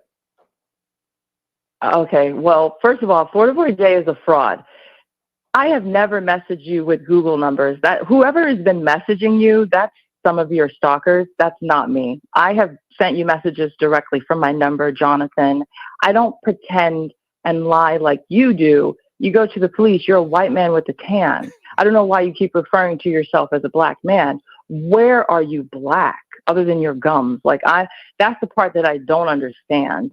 You're barely darker than pancake mix. I don't know why you feel like you're the president of the Real N Association. You're a total fraud. You're wearing a lace front dread wig that probably needs to be switched out for something new because you look so dusty when you cam up. And for you to sit here and say, nobody's checking for Sunday ain't this, Sunday ain't that, your numbers went up since you introduced me to your page, although a negative light and a negative scope that you had to spin and tell lies about. That message that receipt that you claim to have posted was in response to the fact that you went on the Star Report saying that we were dating. I said, you want to fuck. You're sitting here telling 500,000 people that we're dating. You want to fuck. You have a crush on me. I've never told people that we were dating. I've never told people we had a FPJ, are you responding? FPJ, are you responding, sir? You're a total fraud. Yeah, I was one day I'm trans, Sunday, another hold day on. we're dating, Sunday, another day I'm trans, Sunday, another hold day we're on. fucking, Hold another on. day I'm your bitch. Another. Okay. Put her on hold. Miss Maj, I got your donation on the screen. Photo Boy J, sit tight a second. You and Sunday, can I put both of you on hold? Let me put you guys on hold for a second. Stay there. Yes, you text me on fake numbers again, though. Okay, I have to gain control of the show, guys. This is somewhat of a research edition here. Sha'Carri Richardson rewarded for bad behavior by Nike. Thank you, Deeds. Deeds sent me information as she always does. And guys, we are doing a donation drive today for Deeds. There's her Cash App information on the screen. If you have been blocked, please holler at Deeds. I don't deal with the live chat. Okay. White Boy Rory says he says I can't call in right now to give that nigga FBJ smoke. I'll holler at you later. Okay. Pow, call in, pal. Call in when you're ready. Call in when you're. It's my sponsor. One of my sponsors. Hold on a sec, guys.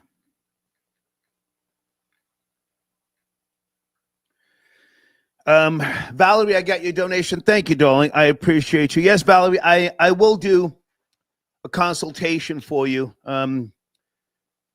Email me. I'll put my number on the screen shortly here. Okay, give me a second. Some of you have been sending Venmo donations. Thank you, guys. We use Venmo on the screen. We no longer use Cash App. Hey, Crystal, I got your donation via Venmo. Thank you, darling. Charles, I got your donation. He says Sha'Carri once got kicked off of a plane. Holy shit. Deeds, is there a video, a news video with Sha'Carri getting kicked off the plane? Maybe she's a hot-headed lesbo. Aladdin, I got your donation, my nigga. Salute. Okay? All right. Let's get back to the bullshit here. Florida Boy J and Sunday. FBJ, stay on the line because I want you to keep talking about Sha'Carri with me, but you and Sunday, where are you guys? Sunday, you came in taking shots. He's a fraud. All he does is lie. I really wish you would just tell the truth, though. Jonathan, you're a liar. Jonathan, you're a liar. You live with your mother. You're on. You have another mammy. You're a side. Are we done? Are you? Can we do one at a time? How about we let? You're not a main. Let's Sunday. Sunday, who goes first? I forget who goes first now. No, and then we went on pause. He's not going to go twice in a row. This is my main point with Sunday. Okay. If I was lying, it would be exposed by now. This is my point. This is why I always win these arguments with these fake ass niggas and wigs on the internet for 5-6 years straight. I'm telling y'all, ain't nothing to hide. People know me. People know how I rock. People know all my situations. I don't hide from nobody. This ain't you don't cam up like how I came up. You don't be outside in the street flying coast to coast. I'm outside. I run into Star Report viewers and callers in real life. Niggas will see me. This ain't nothing. See, what is she talking about? Is she mad at the fact that she wanted me to smash? Is she mad at the fact that she asked me how big my dick was? What is the point? I have the receipts. Okay. I already posted them. She's texting me on fake numbers right now. Okay. What are we talking about? Let's Sunday respond. I've never texted him on fake numbers. No, I've never texted you on fake numbers. You just are so gullible that you have trolls contacting you and you believe them. I have messaged you directly from my 206 number, and that was over a week ago, cursing you out. I have never asked you how big your dick is. Do you know why? Because I already know it's small. The way that you scream in a soprano register, you have such a high-pitched voice. You couldn't possibly be packing. You're under 4 inches, and I would bet money on that. Okay. You don't have a big dick. Men with big dicks don't have to yap like a chihuahua behind a phone. You're a fraud and you're not tough. You got called out all throughout the show about how pussy you are, and you're sitting here arguing with a bitch. All right, listen, Sunday, I have to get back to the show, but now hang on a second. I want to fucking pussy. Sunday. I'm going to let you go because I have to get back to my show. But now, with regards to my theory that Sha'Carri is a serial beater, a lesbian serial beater, you're saying you don't see it, or I need to be clear. You said you were a lesbian. Well, yeah. I mean, after discussing people like Florida Boy J and Sunday, I gotta go. I thought you could address the top. I gotta go. Thank you. Thank you, Sunday. Thank you so much. Okay. Boy, her Florida Boy J just whew.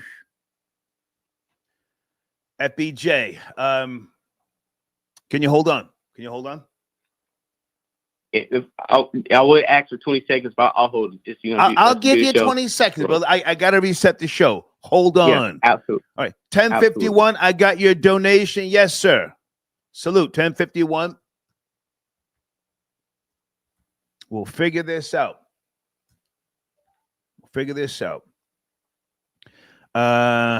Okay, guys. Someone's sending me something about. Okay.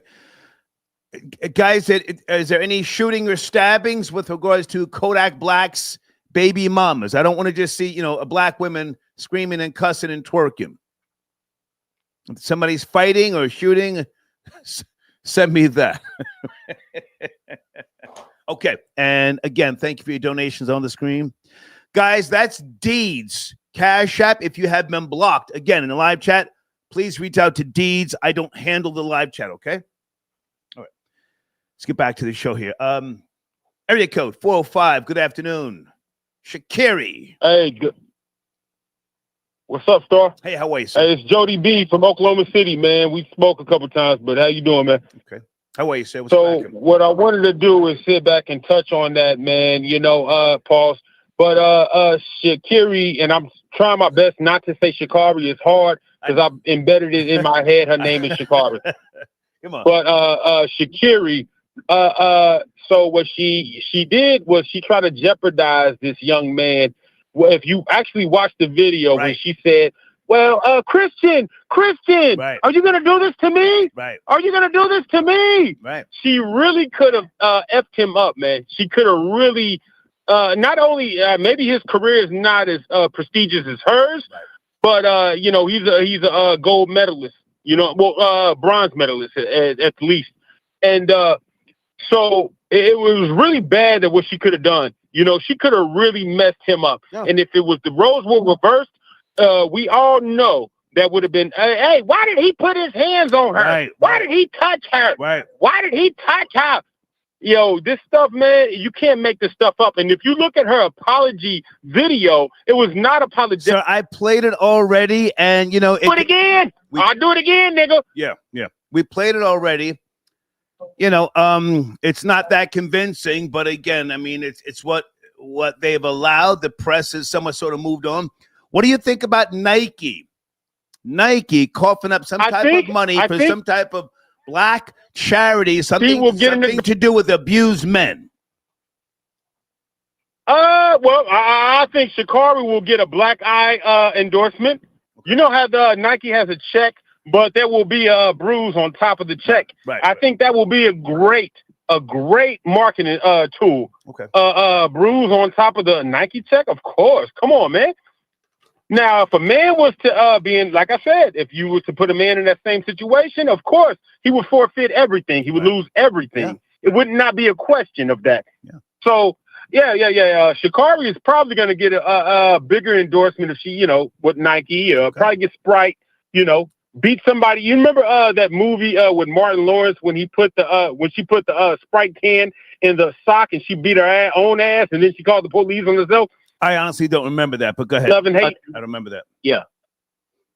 That's exactly what I could see a woman like Sha'Carri doing. Okay. Putting a damn Sprite can or orange in a sock and beating her own ass, and then, hey, he beat my ass. So what do you think about Nike, sir? Again, my question, I don't know if you can understand what I'm trying to say. Should Nike donate some money to some type of charity for men who are abused by women? Can you speak to that? No, I think that would be great, but that's throwing something in the air and then hoping it lands. Okay. No, it's not going to happen, but yeah, that would be great. I appreciate the call, sir. Thank you so much. Have a wonderful day. Thank you. Okay. All right. Thank you, Star. One. Florida Boy Jay, you wanted to say something before I get back to the show, and stay with me. I'm not really kicking you off the line. What do you want to say? Yeah, really. And she's texting me now. This is what I'm talking about. She is mad that I don't want to fuck. She's mad. She keeps talking about my dick. You're trying to have her on the show to talk about the topic. Try and watch the F-bomb. You guys have been using it and using it and using it. Give the F-bomb a break. Come on. I'm sitting here She's gonna make me literally put up the do a whole show just scrolling through our messages to see I posted receipts. She is obsessed with me. She can't even focus on the show. That's why people are donating $500 to pack her up, because she cannot get off of my dick. Okay. She's in love with me. I don't know her problem. I did not literally do anything. I posted screenshots. I cooked her, fried her, and roasted her. Have nothing more to say. Hopefully she can keep wiping asses and fixing skateboards. And God bless that nigga Freddie. Can I give you my 2 cents? Can I give you my 2 cents? Absolutely. Maybe you should do something. If you understand what I'm saying. Yeah, I understand. Ain't no way. Well, I hear you saying no way, but sometimes when people have that much tension towards one another, sometimes they need to get together and work it out. And I'm not talking about fighting and shooting. There may be something there that the two of you don't even realize is there. Or maybe you guys should cam up on your platform or her platform. It's just a suggestion. You want to stay with me? Finish up? Yeah, we chill. Okay. Everybody, hold on. 1051, I got your other donation. Thank you so much, man. Okay. Absolutely.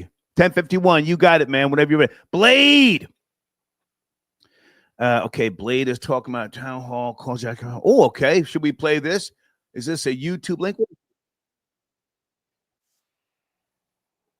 Okay. Blade, can you send me a YouTube video, because that one right there is kind of small. Okay. Let's go to area code 615. Hey there. Good evening, Sha'Carri. I have a theory. Are you up to speed with regards to Sha'Carri Richardson? Yeah. 615. Peace, Star. What's up? Peace. How are you, sir? I'm good. This is Pal.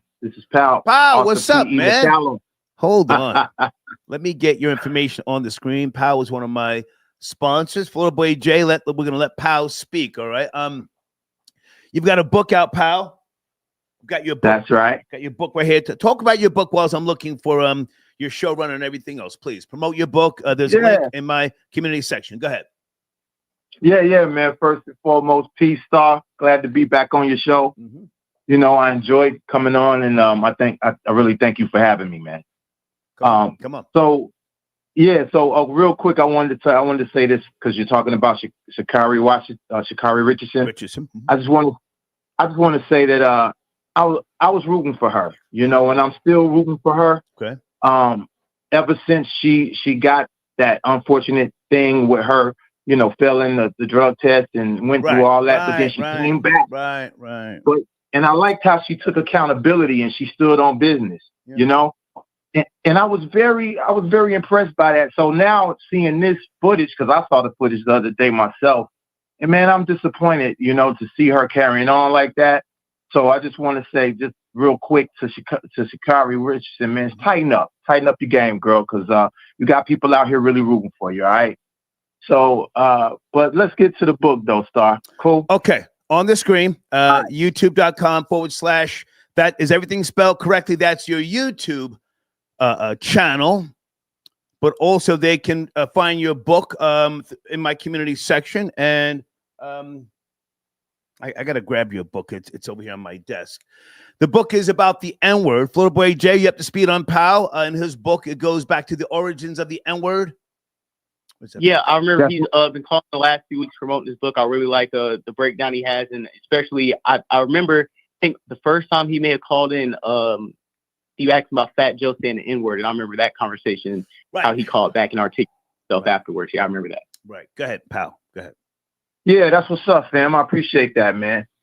So the most important, So the most important thing I really want people to understand about me writing the book is that, I wrote the book to really like bring people together, and kind of create a conversation around the N-word, using the N-word as the catalyst for conversation so that we could address, race and race relations, because I feel kind of like we tend to run from that. And I want people to know that my book is for everybody.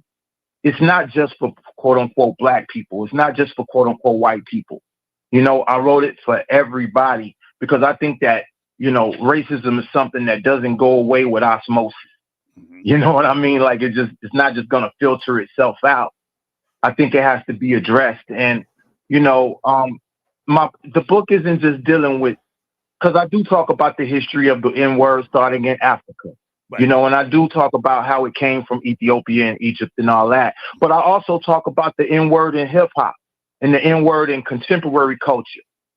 You know, and I address, you know, what we deal with the N-word as a current society right now. Right. You know, if I can jump in, pal, and again, I want us to have a conversation. Yeah. So I'm not trying to give you pushback necessarily, but the word nigga, N-I-G-G-A, right? Nigga. Right. This word has been used as a buzzword for humor, if you will, in film. Was it Mean Girls with oh God, what was her name? The film Mean Girls. Remember with the red hair? I do remember that movie. Lindsay Lohan. Was it Mean Girls where you had that Asian girl, something my nigga? Was that Mean Girls? Anybody remember? I remember seeing some film. Or was it? I remember the movie. Or was it I remember Class? Or was it Class? Anyway, the point is, I hear everything that you're saying, and I appreciate you doing your research. But you know, the word is used in terms of I don't know. It's a buzzword for humor sometimes in film. So coming from Africa is one thing. I'm not a Pan-Africanist. And I've gone on record saying I don't care about Africa right now in today's day and time. I'm concerned about here in America. So let's go back for those who don't know. You said you would give Fat Joe. Guys, we got some knocking going on. Can someone please make the adjustments? A knocking sound. Yeah. Okay. You said you would give Fat Joe a pass. I had a problem with that. I still have a problem with that. Fat Joe gets no pass for saying nigga. In fact, he's too old. Can we go back to that? Okay. Please. All right. Yeah. So you want me to add on, Star? Come on. Can you hear me? Okay. Yes. So check it out. Come on. All right. So for everybody to remind everybody, my name is Pal Shadows, the General. I am a MC first and foremost. I'm an MC. I'm also the author of this book, NGR, What Does It Mean? An expose on the N-word from a hip hop perspective. And I did write it from a hip hop perspective. Okay. All right. And getting back to Fat Joe using the N-word, like I say, I think that I'm not gonna backpedal on that. Okay. I think because coming from a hip hop perspective, Fat Joe is an MC, and he's from the Digging in the Crates crew. He's from the Digging in the Crates crew with OC, Big L, rest in peace and power, the late Big L. Right. And he's, you know, and also Lord Finesse and others, right? AG and such. So he's around certified, solid, quote unquote, black MCs. And if they had a problem, if he wasn't permitted, and that's the funny thing, I talk about the N-word because I want everybody to know my book, I'm not trying to be the answer to whether or not you should use it or you should not use it or who can use it or who can't. Right. I just want you to read it and find out the information so you know yourself and you make the decision. You know, but speaking on Fat Joe in particular, I really have to stand on that if he was using it in an appropriate way, and if he wasn't respectful to our community, I don't think you know, OC, I know how conscious he is in his music, you know, for instance. I don't think that these guys in the DITC would have given him such a pass, you know, to be around them and using that word, because he used them around them and on records. So that's the thing. I don't feel the need to try and, you know, combat what you're saying. I want people to purchase your book. Guys, again, on the screen is the link where you can find Pal's book and also in my community section. Florida Boy Jay, do you want to comment at all or no? If not, I'm going to keep Pal on the line. I want to ask him about something else with regards to his book. Yeah, no. Yeah, he's good. I'm good. Okay. Now, what about the word spick, Pal? did you mention because I've been reading your book. It's right here. Yeah. I didn't see the word. Yeah, I saw somebody. I didn't see the word spick. Just curious. I mean, let's talk about that. And I think, and you know something, Star. Your troll babies are wild. All right. Pow, don't look in the live chat. That's a rule. When you're talking on the phone, don't look in the live chat. Right. We don't do shout outs. Talk to me. Never mind them. They're gonna do what they do. All right, yeah. All right. But so getting to the word spick. I didn't use the word spick in the book. And I didn't reference that. I did reference, I think, the word chink in the sense that, and not in a disrespectful way, but just in the sense that these racial epithets are sometimes applied to people who when other people don't like certain groups of people, then they'll demonize that group of people. So like in the war in Vietnam, for instance, you know, they became the gooks.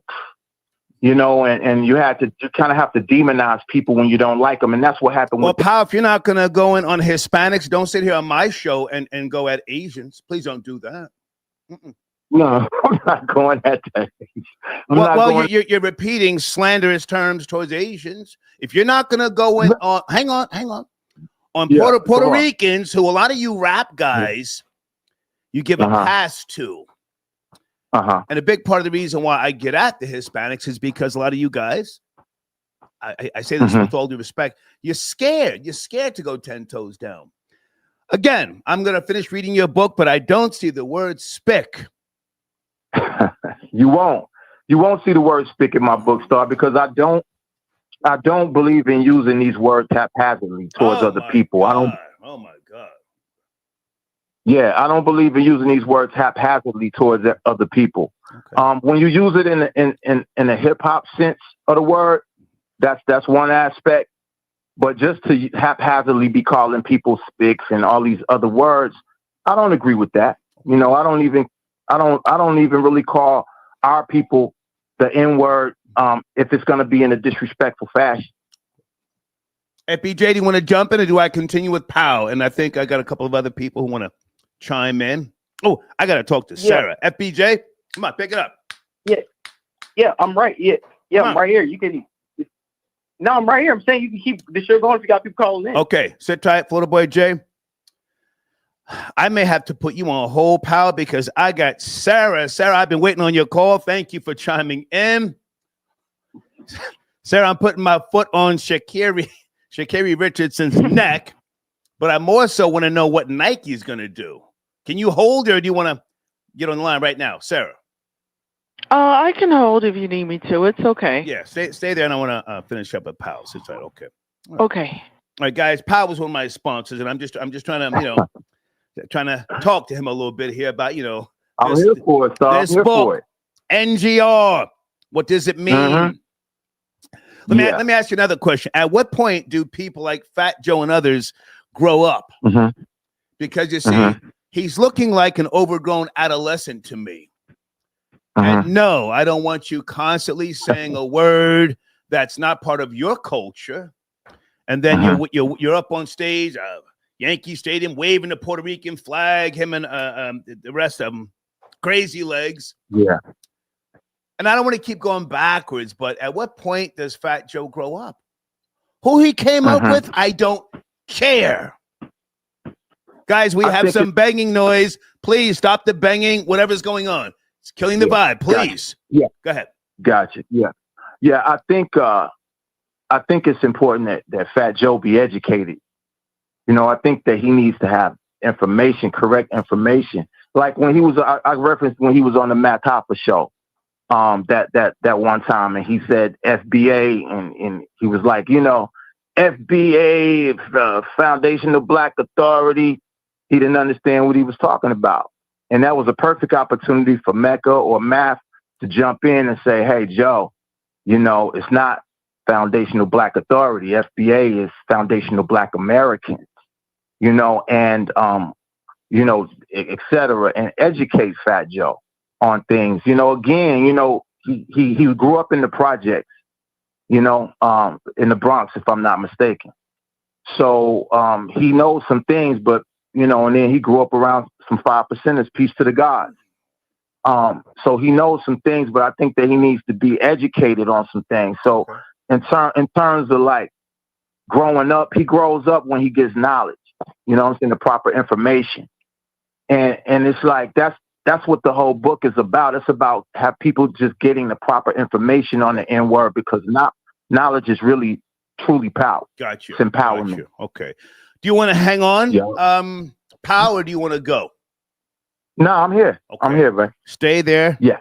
Sit tight. And Florida Boy Jay, you sit tight as well. I need to talk to Sarah. Hey, Sarah, thank you for your patience. You don't have to follow my lead, but I decided to readdress this Sha'Carri Richardson story. I had time to do more research.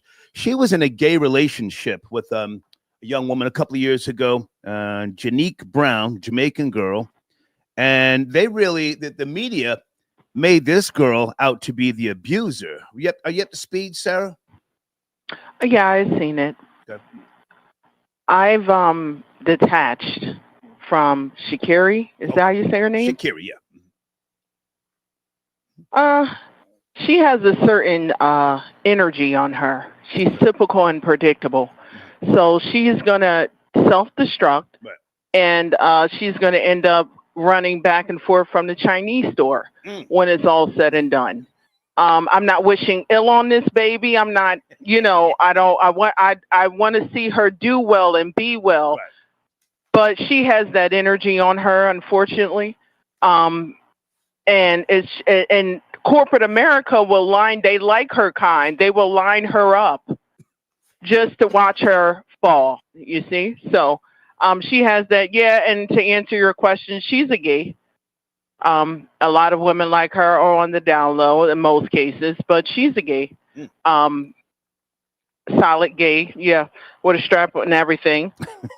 She does not have... Come on. Women like her, you cannot teach them. They do not have respect for other people. To engage with them, they're always looking for their next victim, looking to belittle someone. I detach from her. Okay. Yeah, this is the way they operate on a daily basis. Come on. They live in this. It's sad. I seen the video. I remember back with her in the airplane. I detached from her then. I know her kind and her type. She was escorted off the plane. Her energy, her attitude. Why is it so hard for her kind, and her tribe to be respectful? Right. It's not about the lace fronts. It's not about the nails.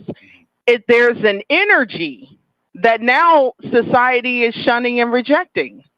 So I'm not wishing ill on that baby. I wish that she would, there would be some sort of miracle, but she's going to end up self-destructing. She's a hothead. Yeah. And she's a stud. With a lace front. I'll even say this. I think she's a sexually frustrated lesbian serial beater. I'm going there. I was hoping, Sunday could have really did a deep dive and break this down. But through my experience, I have seen girls like Sha'Carri just, they will put hands on anybody. Male, female, male, they don't give a fuck. And her actions... Her actions up in that airport. I'm gonna play that video again.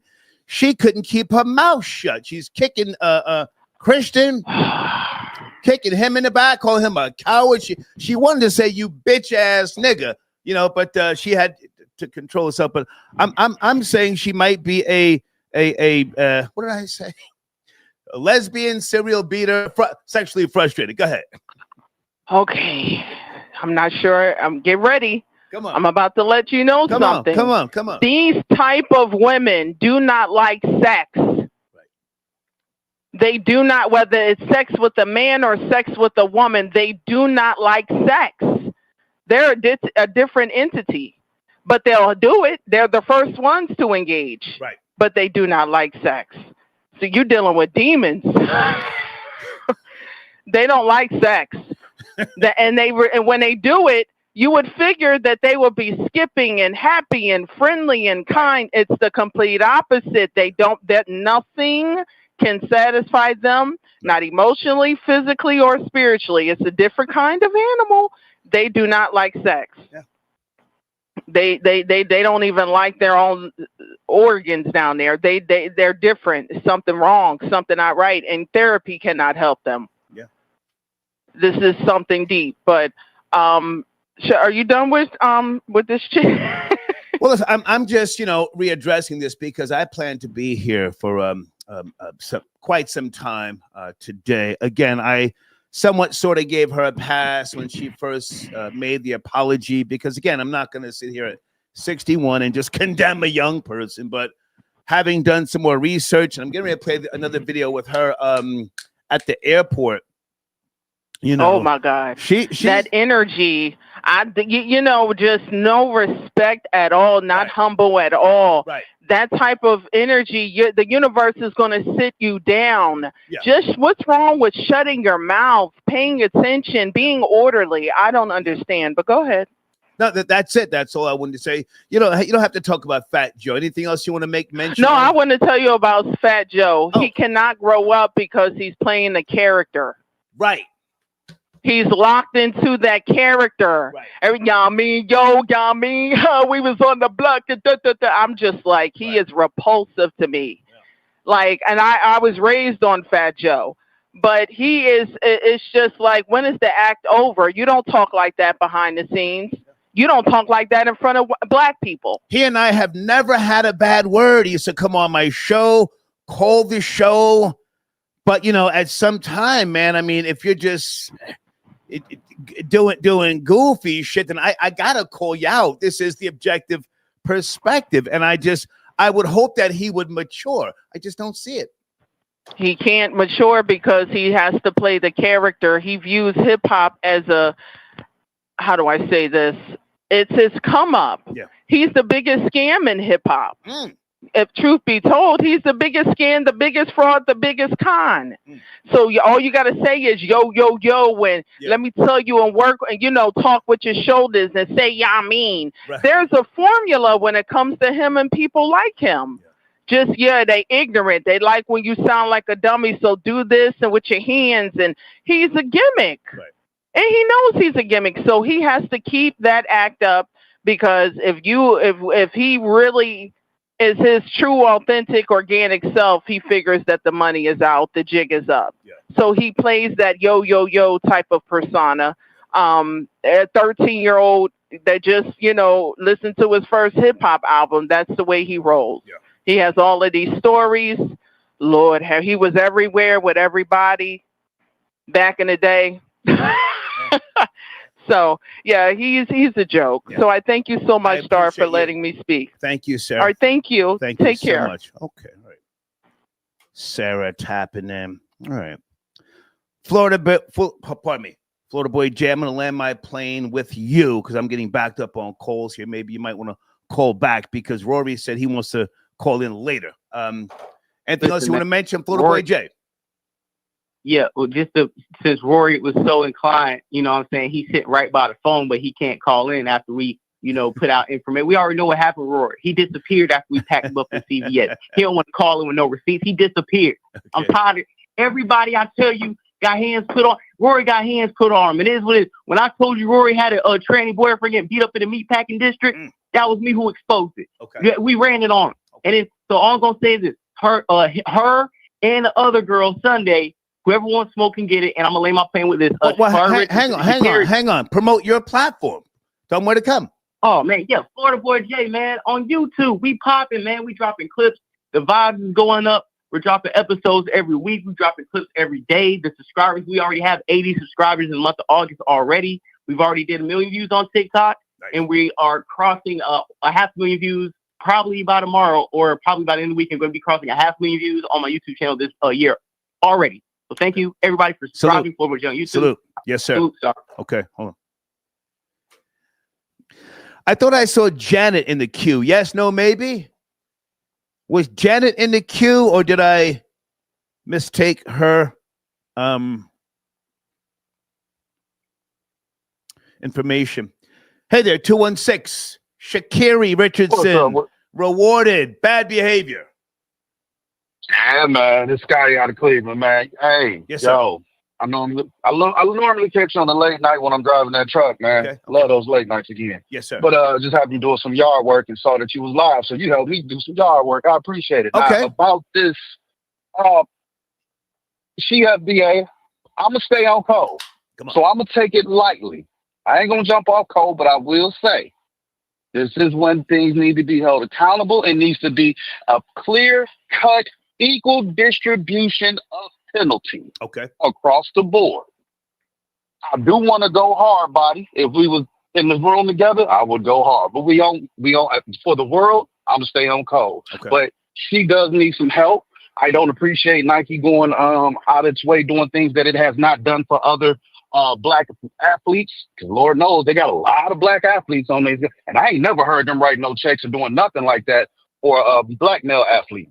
Okay. But maybe this will set a new standard, because now that they have just set this standard, she may potentially, her continuous mistakes, and I've been on record, not your program, but I've defended this woman throughout thick and thin, giving her chance after chance after chance. So I hope that accountability can be equal across the board, because like you say, if the shoe was on the other foot, as recorded like it was, like you said, we all do have a different conversation. I wish she get help, and I hope she changed, and I will hope that young man leave. Yes, leave. Now, far as the Fat Joe, I mean not the Fat Joe, the N-word. What's the guy's name? Powell. No. I want to stay focused. Powell is here if you want to talk to him about his book, but I really want people to hold on. I want people to purchase his book. I mean, I'm just trying to have a conversation with him so he can, respond. Powell, you there? Where's Powell at? Yeah, I'm here. Okay. But the showrunner, sir, is about Fat Joe getting caught red-handed, trying to steal Jada Kiss's bars. Where do you want to jump in? It's the Fat Joe effect, man. I've never heard this term until I started listening to you. Kick his back. Now, Fat Joe has been far too disrespectful to the Black American community, who has helped put him on. He's where he's at because of the Black American community, which created this thing, FBA, which we all know that the caller ago, what's the lady name? She took half my talking points. Shout out, much respect to her. I've listened to the podcast for the first time the other day when I was at work, when you had Ari Spears on it, and it was a tough listen. I enjoyed Jada takes. He doesn't speak much, but when he does speak, he has substance. But sweet Jesus Christ, I spent most of that podcast grimacing because kick his back in Joe. It's horrible, man. He's horrible. It is a fake. It is a fraud. He should not be allowed to use the N-word, nigga, this and nigga that. And then just went on. What was that? He said, what was it? I want to say one of those. I think it was the culture vulture cat. He said someone told him to suck his cucumber. It'd be tempted for him to like stab him. No, it's out there. It was in an interview. Okay. He said he's that serious about it. If someone was to tell him right now where he's at, hey, Joe, suck my cucumber. He was like, man, it'd be very difficult for me not to lose it all. I would want to poke him. Yeah, like you're my man, right. But you can go out here and say all this N-word. Well, hang on a second, sir. I'm really just trying to focus either on him stealing Jada Kiss's bars or Powell is here on the line, the author of the book. If you want to address Powell, I want to add. Go ahead. My apologies. No, it's all good, Carla. What's your name? Scotty out of Cleveland. Scotty, yeah, man. I encourage you to go to Amazon and check out my book. You can get it on audiobook, paperback, or Kindle. So I got it on all three. And I read the audiobook myself too. So hopefully you'll enjoy that. But I was gonna say, do you have an audiobook? That's the only cutoff I have. Do you have an audio? Because I'm a truck driver and I do most of my audiobooks instead of reading. Yeah, I do, fam. I did the audiobook just for cats like you. Thank you. Okay. Yeah, definitely. I appreciate the call, sir. I got to take other calls. I have to take other calls. I appreciate it, Scotty. Yeah, appreciate you, Scotty. For real, salute. So I wanted to address something, Star. Come on. So here's the thing, I gotta remember that it's 2025, and I remember back in the day, I looked at Puerto Ricans as a part of the indigenous community, like they were brothers and cousins of the Black community. Okay. And that's how I perceive them, the Puerto Rican community. It seems that over time, especially like in recent times, we now making a distinction between Puerto Ricans, right? Because we have the FBA movement, right? And now we're saying, okay, Puerto Ricans aren't a part of the FBA movement, so now they're no longer considered a part of the Black community, I guess, today. So if you look at it from that point of view, you have to say, well, if he's a Puerto Rican and we no longer view Puerto Ricans as family, right, as we did in the past. And I think you know what I'm talking about. Back in the day, Puerto Ricans were kind of looked at, like from the Nation of Gods and Earth, you had a lot of Puerto Rock gods in the 5 percenters, right? So they were viewed as a part of our community, the Black and browns, whatever people. So I guess, but if we're not looking at them as a part of the FBA community or the Black community, in that sense, then we have to take that into consideration. Now, so if that's the case, then if they are not a part of the community and Fat Joe is a Puerto Rican, then he has to use the N-word at his own risk. Because like I say in the book, I got that section that I keep talking about. It's important for anybody that's using the N-word, whether you Black, consider yourself Black, think you're a friend of the community or whatever. It's important to understand that anytime you use that N-word, you're using it at a certain risk, because that has such a history behind it, a history of complicated and complex history, a lot of pain. So when you use that word, if people don't see you as a part of that community, you might be in trouble. Can I jump in, pal? I'm not sure if you remember. I don't always have to go too far back, but Jennifer Lopez. What was that song with her and oh God. Is it I'm Real with her and Ja Rule? You remember that song? Unreal? I'm Real. Unreal, yeah. I'm Real, yeah. Right. Mm-hmm. Now, I'm not from the projects, the slums, what have you, but half my family is foundational Black Americans, and I don't have to prove a fucking thing to nobody. I've studied my history, my lineage. Now, when I got on the radio, no broadcasting experience, nobody got me no job, gangstered my way in. And I had a problem with Jennifer Lopez singing. I think, I don't know who wrote the track. Guys, who wrote I'm Real, where she said, I tell them niggas mind their biz, but they don't hear me, though. You may or may not remember. I don't know how far you go back with Hot 97. I kicked up a whole lot of dust because that's what the Star and Buckwild show brought to urban radio. Objectivity. Right. No shout outs. I tell them niggas mind their biz, but they don't hear me. I had a problem with that. I went on a campaign. The station said Tracy Clardy will star It's a Hit. We're gonna play it. I said, that's fine, but don't tell me what not to say. Jennifer Lopez thought so little of the quote unquote parameters and guidelines of the Black community. She never even addressed it. She went on, I think it was, guys, what was that with Matt Lauer? And I think it was maybe NBC or one of those shows. And they asked. Yeah, in the morning. Yeah, they asked her. She said, oh, I'm not even going to go there. Dismissive. You can Google all of this. Dismissed it. I went in even harder on her.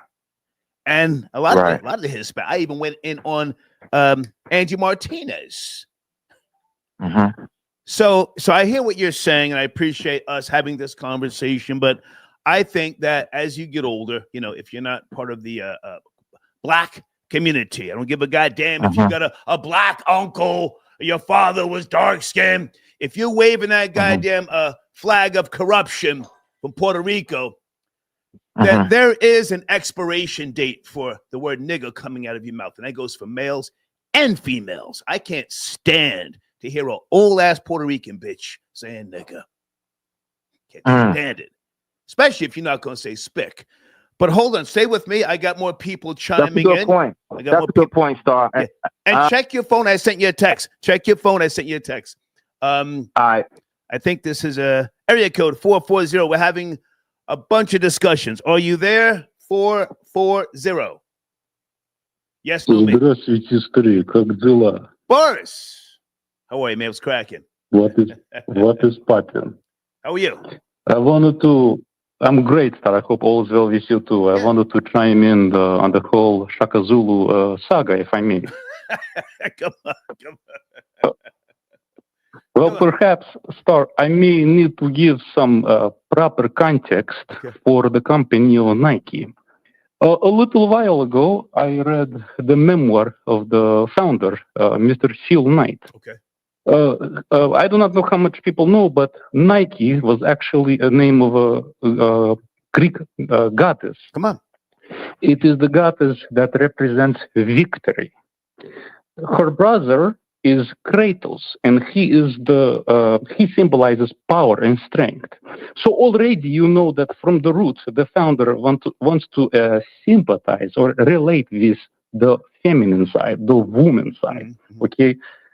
Now, there are numerous instances in which Nike has shown that they view their female athletes and judge them in a much lenient manner as they do with their male counterparts. Okay. Namely, do you remember Adrian Peterson? Yes. In 2014, he had a child injury case. Nike suspended him and then terminated his deal. About that. Now, same year, there is a soccer player, I believe she was the goalkeeper for Team USA by the name of Hope Solo.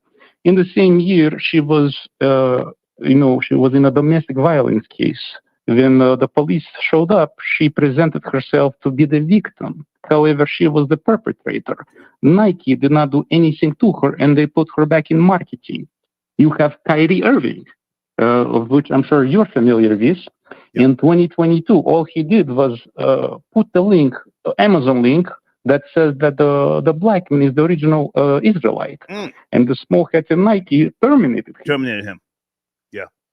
And then same year, Brittany Griner was caught in my home country, and she was still on the Nike payroll. And you can go on and on. You have Mason Greenwood. He's a British soccer player. Mm-hmm. He was allegedly accused of taking the box.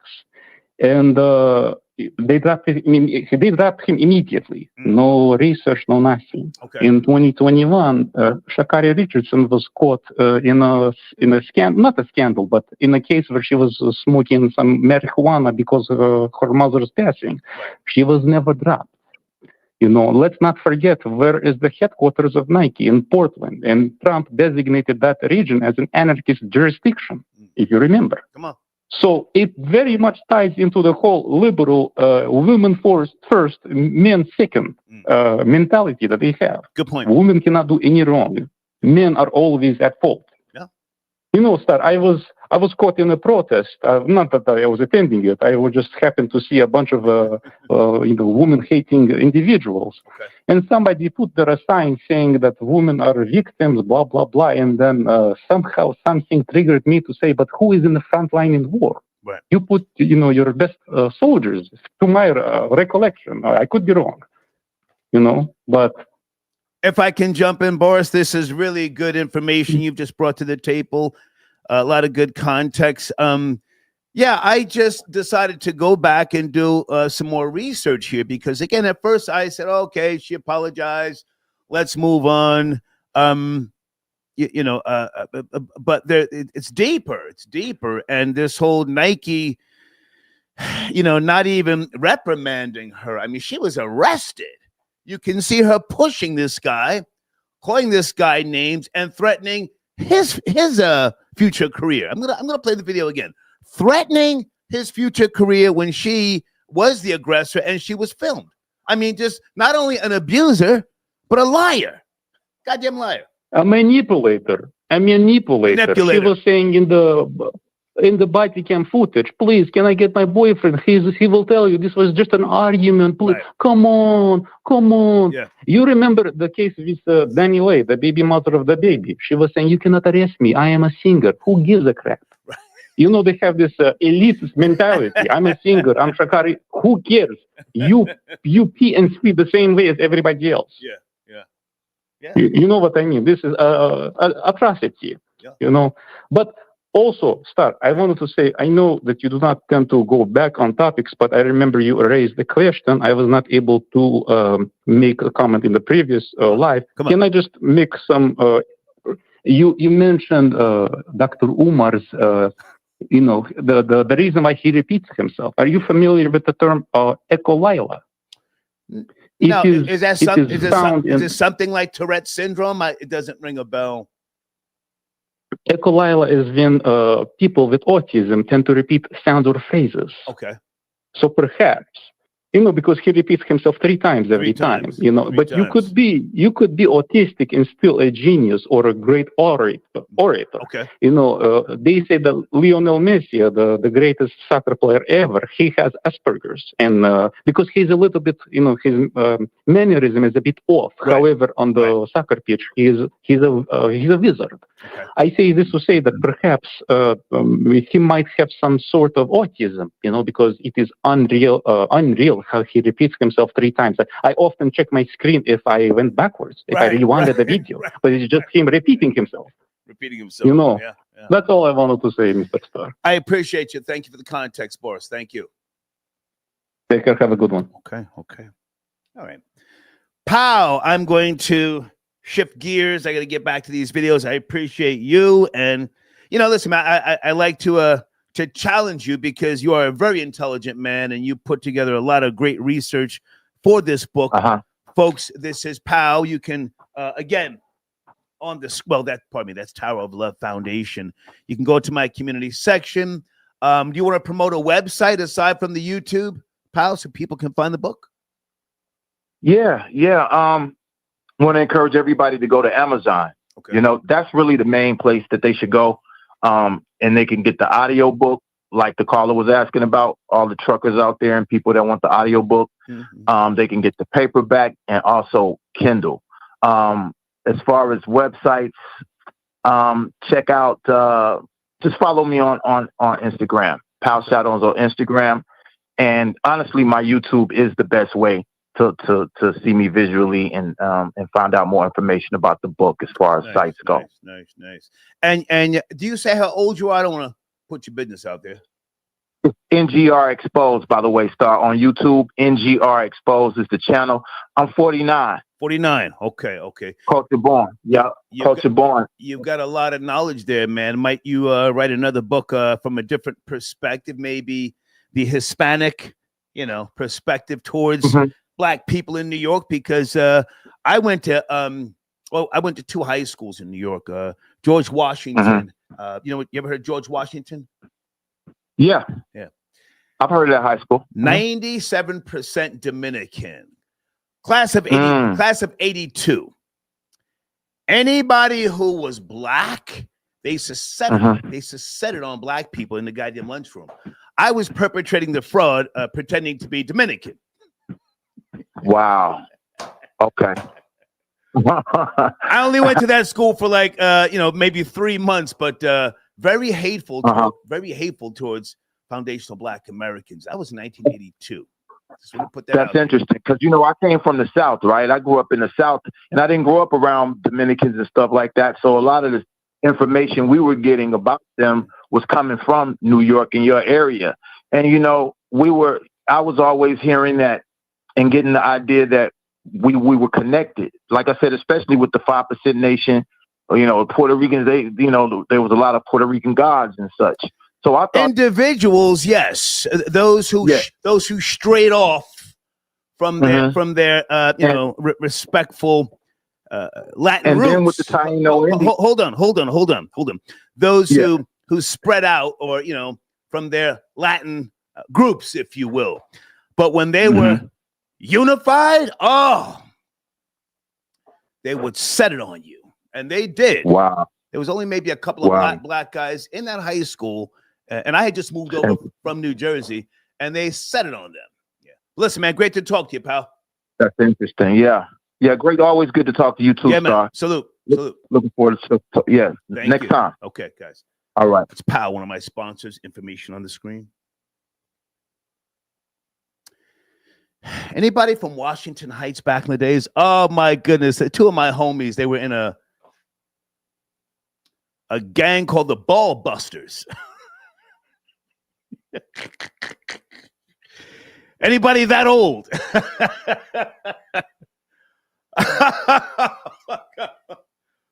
I like that school. I couldn't learn shit there. I mean, what they were teaching in the 12th grade, I had learned in the 7th grade in private school in New Jersey. I said, what is this shit?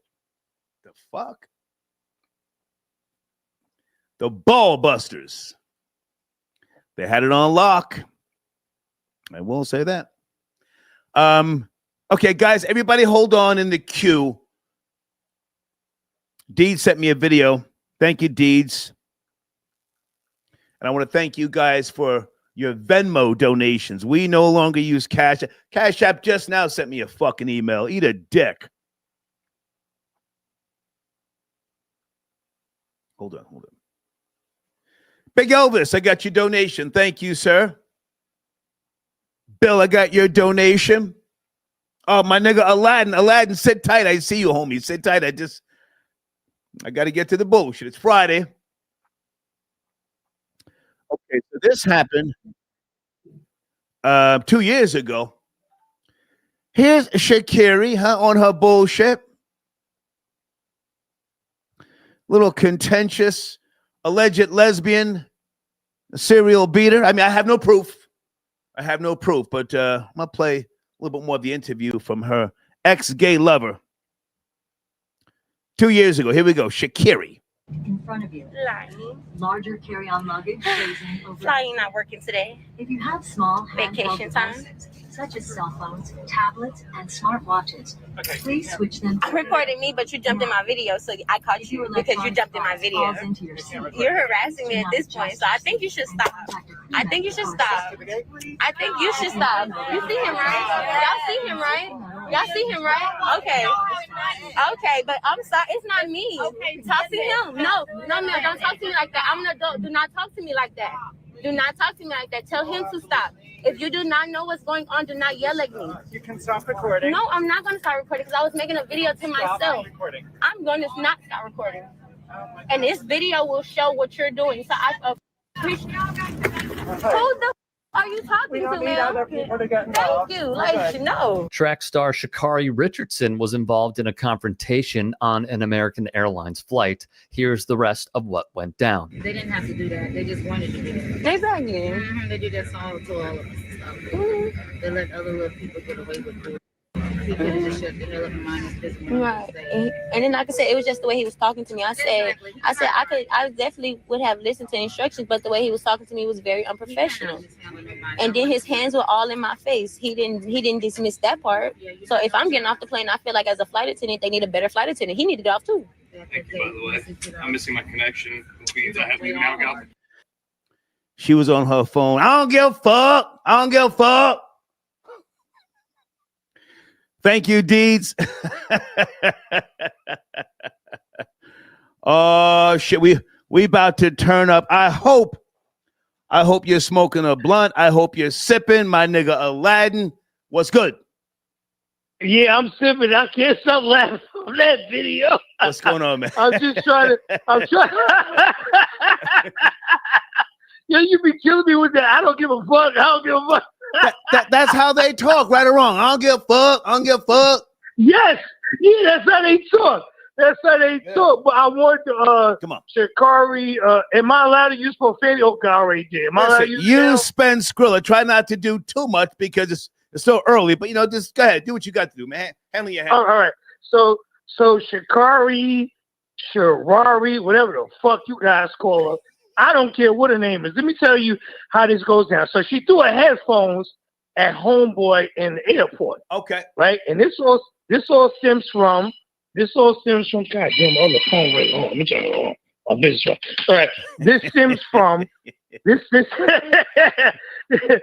stems from growing up in a household without males. See, Bonquisha, aka a black girl, grew up in a household with no father. So she doesn't respect male authority. Mm-hmm. Her mother didn't have a husband that loved her. Her grandmother, her aunts, her cousins, they have nothing but negative views towards men. Okay. Black men. And that's why they treat us the way they do. The loud talking and throwing the headphones. And let's be real, this guy is a bronze winner in the Olympics. So he's probably like a nerd. He probably just, you know, ran track and just stayed with his Olympic friends.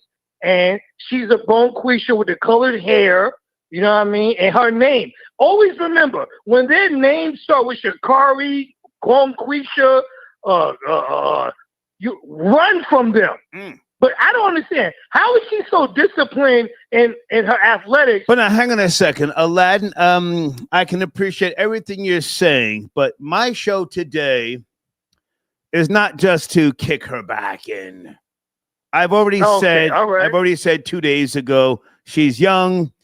We have a window into her world. So, of course, things seem more, you know, dramatic than what they may be. I'm questioning Nike. She has not been reprimanded. It's like she has been rewarded for the bad behavior. On the Nike website, they put out some new video promoting some goddamn new sneaker of hers, and it's just business as usual. Any thoughts with regards to that, Aladdin? Well, yes, you always heard any publicity is good publicity. And also... Do you accept that? You're a father. Do you accept that? No, I'm not a father. You say I'm a father? Okay. No, I'm not. I got you confused with somebody else. But do you accept that? Oh, yo, it's all publicity. You accept that? Well, hold on. The reason you bring up Nike, I'm not trying to make this about me. I had a Nike contract myself. Okay. I was the first non-athlete to ever have his own Nike shoe with Nike in 2001. Okay. So, come on. They'll do anything to sell. Yeah, they'll do. Yeah, remix the kicks. You can Google it right now if you get a chance. I take your word. I take your word. Yeah. I had three shoes with Nike. Okay. 3 shoes I produced with them. With my logo on the tongue and inside the sole. But anyway, I'm very familiar with this company, and they just want to sell T-shirts and sneakers. So why would they run away? Like I said earlier, a few minutes ago, any publicity is good publicity. It's all about selling T-shirts and sneakers and jeans and headbands and running wear, whatever she runs, track, shorts, running shoes, whatever. Okay. Anything that brings some knowledge to our company, we're going to use it, whether it's negative or bad, because you're going to go buy it. And you got to think about it. All the young girls, think about it. Her behavior is what niggas need to stop kicking up dust. You're going to buy this stuff regardless. Yes. Come on, man. This is American history. Okay. This is American history. Okay. It don't matter if we say, I don't want... Tommy Hilfiger said, I don't want you niggas... Tommy Hilfiger did not say that. Don't start capping. Don't start capping. All right. So, all right. That's cap. Right. He didn't say that. All right. That's cap. Okay. But I'm just saying, it doesn't matter what brand... Like, I'll bring up Gucci. They came up with the monkey mouth sweater. Right. They still gonna buy Gucci. They still gonna buy it because European brands make you feel better about yourself because you don't feel better about yourself looking in the mirror. So you gotta put on white brands to make you feel better about yourself. African Americans have the lowest self-esteem on planet Earth. Oh my God. And European brands make them feel better about themselves. No, it's just the truth, man. It's the truth. The status. I got Louis. I got this, but I live in the projects. Got you. Okay. All right. Aladdin, I got other calls, man. I appreciate you. I appreciate your input. All right, you take care. Salute. All right, take care. Okay, he said, y'all stop all that kicking up dust nonsense. You're gonna buy this shit regardless. Does he have a point? On July 27th, 2025, at Seattle-Tacoma International Airport, an argument between an Olympic athlete and her boyfriend quickly turned physical, playing out on security cameras as police moved in. On camera, the man tries to walk away while she follows close behind, pulling at his backpack and stepping into his path. A shove sends him into a wall, and as he moves off, she stays on his side, bumping into him before pushing again. Moments later, she hurls an object toward him, striking before it falls to the floor. Police arrive at the checkpoint with security staff nearby, observing the ongoing dispute. What happened in the checkpoints? We've been in the airport for a little minute, and what happened? They called us for a reason, right? Conversation that turned into a real shit heated. Girlfriend, wife? Okay. So got heated. But it's nothing happened. I know she's in her feelings right now. I just want her to know the severity of, like, we're in the airport. She has my bag. I want to get my bag. And we're both going to the same place. You're seated together? So we're standing together? You're seated together. I'm not sure because we were supposed to be going a long time ago. Okay. So now we're just sitting in the airport. We're just having so you tell me the heated. Did you lay hands on her? No, it's nothing like that. She didn't lay hands on you? You sure? No pushing, no hitting, none of that. Just verbal. You're so welcome. I have to get my special bag. Is there anything else that you could let me know? Because now that you have these officers involved, is there anything I need? Who was talking to you? Was there someone talking to you? Oh, yeah. Okay. You don't mind because you de-escalate that. Just tell them nothing happened. Nothing going on. Obviously, she understands the severity. Yeah, everybody. Listen to how well-mannered this young man is. Regardless of where he's from, he's not all contentious. He's very compliant. He's trying to de-escalate the situation. He just said that, de-escalate. This man might be abused. Yeah, I mean, it's domestic violence. No. It's not. You guys are in a domestic relationship. Yeah, but state law. It's still called DV. Yeah, I understand that, but I mean, it's no violence at all. It's nobody. He's like coercing her to like more of like a situation. I've already shared with him. It's nothing. That's why I just want to be able to just understand the severity of the situation. It's literally nothing. So over here, we're just trying to figure out what the facts are. Hello, hi. So we're in a relationship. I will no longer mess with him or what he had going on. He has some stuff in his bag. I just need to get out of my bag, my iPad, some clothes. I can stick it out, put it in my suitcase, brought his bag back. That's pretty much it. But we have a relationship, this, kind of thing going on right now. But yeah, exactly. But I brought his bag back. I took all of my belongings out. I would leave him alone. You don't have to worry about me. I have a flight coming up for myself. Like I said, I'm on the phone right now. I have all of my belongings, but you don't have to worry about me while I'm in the airport with him at all. I just have to get my belongings out. Yeah, do you need my ID for what? If you don't mind me asking? Assault? Oh, Christian, so I assaulted you? Christian, I assaulted you? Okay, I'm so sorry. I'm just making sure. It's not him that reported it. One of the TSA folks reported it. Oh, one of the TSA people. Live chat says Christian is a sex slave. I might believe that. Because I can definitely have evidence of him assaulting me if possible. There's cameras everywhere. Okay, but like I said, yes, I do. My name is Sha'Carri Richardson. I do have my ID. Yeah, but I will definitely leave him alone. There's nothing that I want to do with him anymore. Like I said, it was a relationship thing. I need to get my stuff out of his bag. Are you guys on the same flight? Or?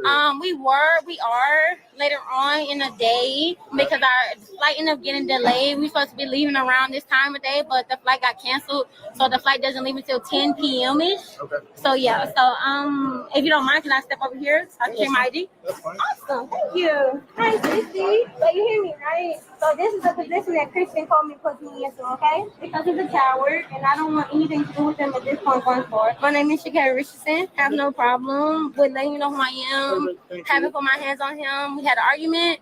I don't like to interrupt when I play these videos, but did you hear her say, I don't want nothing to do with him moving forward? How quickly she dismissed him in front of the white police, the race soldiers dismissed him. I don't want to do that, nigga. I will be honest about that argument, and that's pretty much it. The argument pretty much is a liar. He lied about a couple things that's personally, just in a relationship. I pretty much officers can understand what a relationship is about, but he lied. He's a liar, and that was something that I kind of just grasped and emotionally. I'm just like, bet you do your thing, but you're asking me for things that is within my possession, and for my right, I don't have to give it to you because it's in my possession. But when it came to the point that I saw that he chose to make it more about the police. Look at that comment on the screen. He's not a battered simp. That was a black man trying to protect a black woman. That may be true.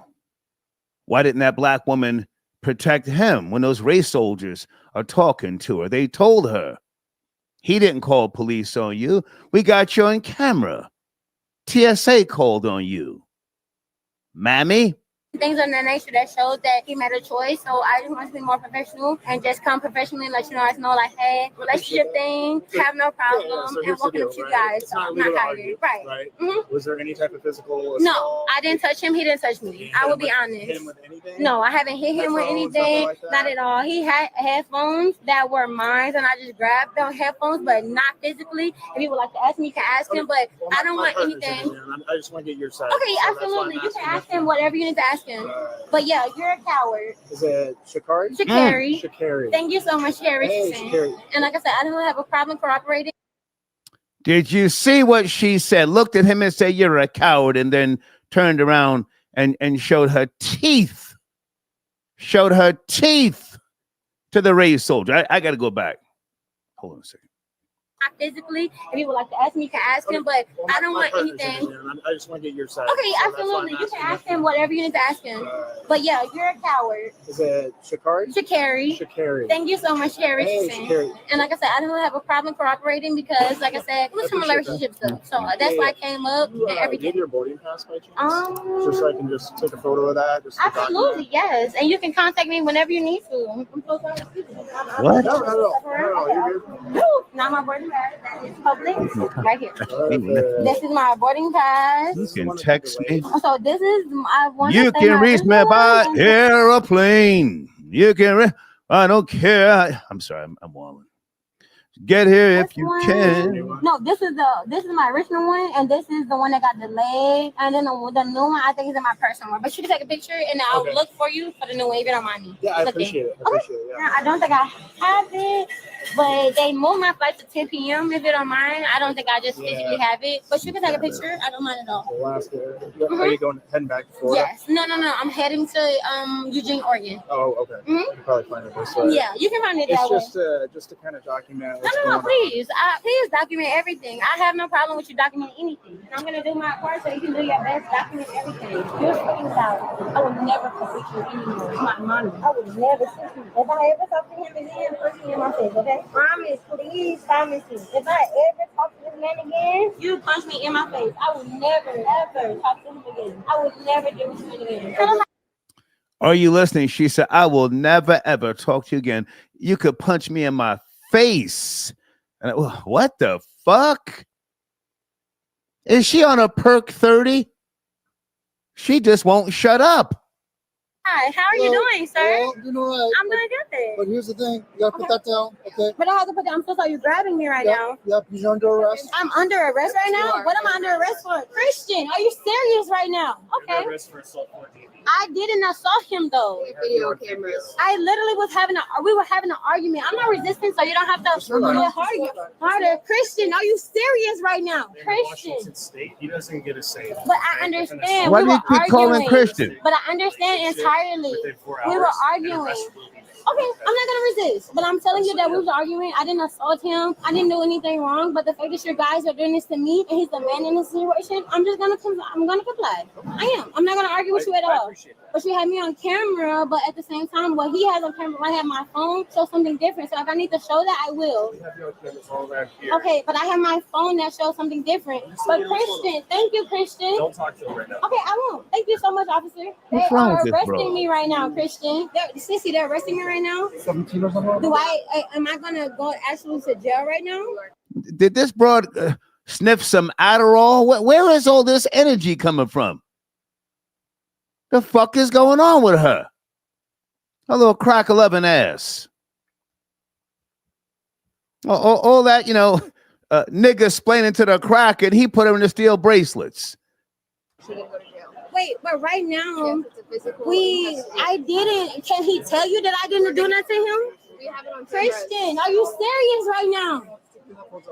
Christian, I'm not gonna go to jail because of you right now. You know what? Okay. Okay. I will never fuck with you again. Ever. You gotta go this way. Okay. Let's go. Can we please like hold these, like protect, like show these or something? Like this is like completely understand. When we were in a relationship, we had an argument. Yeah. And, are you serious right now? Unfortunately, under state law. Yeah, you're under arrest for assault. I'm under arrest for assault right now. Okay. I'm not resisting or anything. Okay. I feel like I'm not resisting. So that's on record, correct? Yes, it's on audio, video. Everything's being audio, video, camera. Yep. Absolutely. Can I at least get the handcuffs off? Like I'm not violent or anything. It's policy when you gotta go to jail. Policy. So are y'all gonna arrest him? I plan on pressing charges on him then. Okay.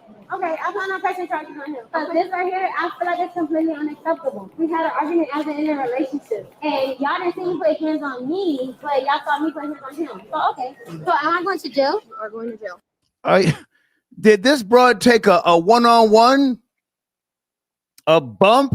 She won't shut her goddamn mouth. I have no proof that she took a one-on-one. I'm just talking crazy. Has Christian responded? Has he made a video? I'm sure he forgives her. He probably an abused man. Area code 267. Please watch the language. Are you there? Good evening. 267. I am here. I am here. Good evening. Hey, how are you, sir? It's cracking. All right.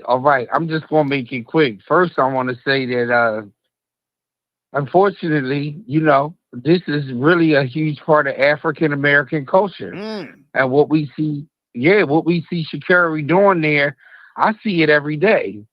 And not only that, this is a come up for, Nike. I mean, think about it. How many sisters do you see out here who would support exactly how she's acting? Right. And she's not the only one. We see a lot of people, and I know you don't like name calling, so I won't say no names, but we see other entertainers who do equally ratchet stuff. One of them. Well, I don't mind you saying someone's name. I don't take shots at other content creators. I'm too old to do that. That's all. Right. I understand. But look at Lizzo. She showed her underwear at a Los Angeles Lakers game. Right. Like this is, I hate to say it, but for a lot of our sisters who I love, this is how they carry themselves. Not all of them. Right. Not all. But another thing, in my own personal life, I take in consideration what you always say. Give them a chance to grow up. They're young and all that, but this is African American culture, and so many people would support her no matter what. Yeah. I'm gonna be honest. I don't think she's crazy. I don't think any of that.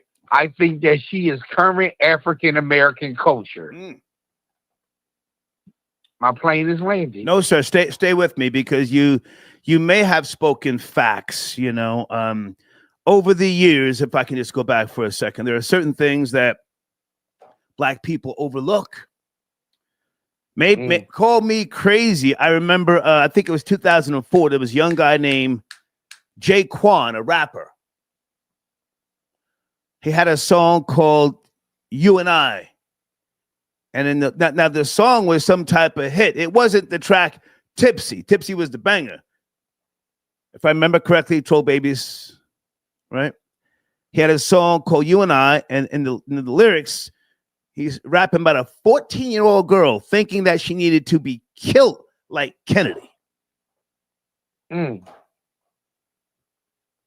I asked the program director, I said, that's in rotation? The white program director said, yeah, we're trying to get that up to top 5. Yep. That's right. And then the program director said, please, Star, can you overlook this one, please? I said, God damn, okay. You're right. It might be Black culture. Come on. It is. I want to share something real quick. Come on. At my line of work, one day, I was transporting a young lady to her appointment. And I always ask, hey, do you want to listen to the radio? Right. And this was about 6-7 years ago. Okay. And she sent me to the radio station. The first 5 songs was about murder, drug dealing, having sex all over the place, right, and disrespecting. And this was 9 o'clock in the morning. Yeah. And this is, even though I know who these radio stations are, ran by, yeah, but this is African American culture. And if you speak out against it, you're Uncle Tom. Right. You're a hater. Yeah. You're a hater like Star and Buck, nigga. What? Right. But let me say this, because this is very important. At the end of the day, this is destructive to our actual souls and the fabric of our people. Yeah. This is destruction to us as a people. I mean, look at it. And the sad thing about it is children are being raised in this culture. Yeah. Our children are being raised in this culture. So, no, I don't think she's crazy at all. Okay. I absolutely don't. Okay. She is a product of our current culture. I appreciate the call, sir. Thank you. Thank you. Yes, sir. Oh, shit. Wait a minute. Got my nigga Rob Lowe calling back. Rob, is that you? Salute, Star. Yeah, I was Rob, really can you hold on, Rob? Can you hold on? Stay with me? Yeah. Stay Okay. with me. Okay, Rob Lowe. Hold on. I'm trying to get your donations on the screen, guys. Give me a second.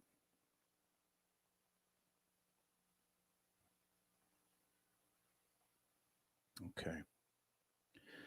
She turned into a whole white girl round them folks. I struggle with Ebonics, but I appreciate the donation. And don't worry about me, I just pulled up the lyrics. You and I by Jay Quan, 2004. It was gone that started to offend me. Child support hit that really offended me. Puffy was right. It's all about the Benjis. Bitter now because the love's still in me. In my boxes on couch, sipping Remy.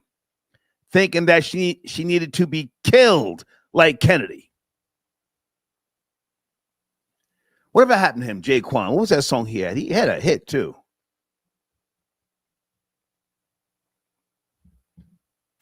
You know what, guys? I forgot to ask Florida Boy Jay.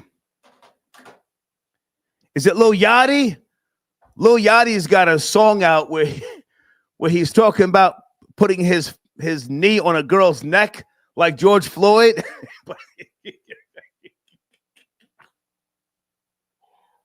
Oh my God, does anybody have the bars? Oh my God. Rob Lowe, you're back, sir. Where's my guy, Rob Lowe? Yeah, Star, can you hear me? Peace. What's going on with you, man? See, I was trying to catch a man who wrote the book, Powell. Powell. Yeah, see, he said an interesting thing. It's good. I'm not trying to come down on him in any way, shape, or form. But he said one thing that stood out. You research the word from a different time and a different culture. Right. We are not a part of that culture. That is long gone. Okay. This word now has a different connotation. You did the research, but you didn't pick a side. But you don't want to call gooks and spicks out. You have to pick a side. You have to pick a side. Right. It's us versus them. You cannot get into this thing where, I just wanted people to know. And I'm not coming down. Well, now he's a sponsor, so let's not go at him like that, because he may want to call back. I'm not. I'm a transition, because I'm not coming at him. I don't want it to be like that. But I'm a transition to this Sha'Carri, whatever you want to call her. She completely turned the corner on that young man when she thought that he called the cops. She went all the way 10 toes down. All the way in. Back. Called them all sorts of cowards and all sorts of. Yeah, went in on him. Come on. Yes, there's no coming. She emasculated him. She humiliated him. Right. That means that there is nothing between them. There is no love. There's no friendship. Right. There's no respect. There's no understanding. So what are we saying here? That we need to give her another chance because she's young? No, she's a nigga, and you have to cut that loose. This has to stop at some point. At some point, this has to stop. If you ask me, it's too late, but it has to stop. There is nobody correcting her. And see, this is the problem. Nike throwing money at her. She's bigger than her parents. Her parents can't even talk to her, or her grandmother who probably raised her. Nobody can say nothing to her. That's why you got those nails and that hair, and you act like that, and you talking like that. And see, what I saw in that video with her just talking, that's probably from those performance enhancements. And that's why she smokes. That's hearsay. We have no proof, sir, and you don't know anything about that. I gotta slow you down.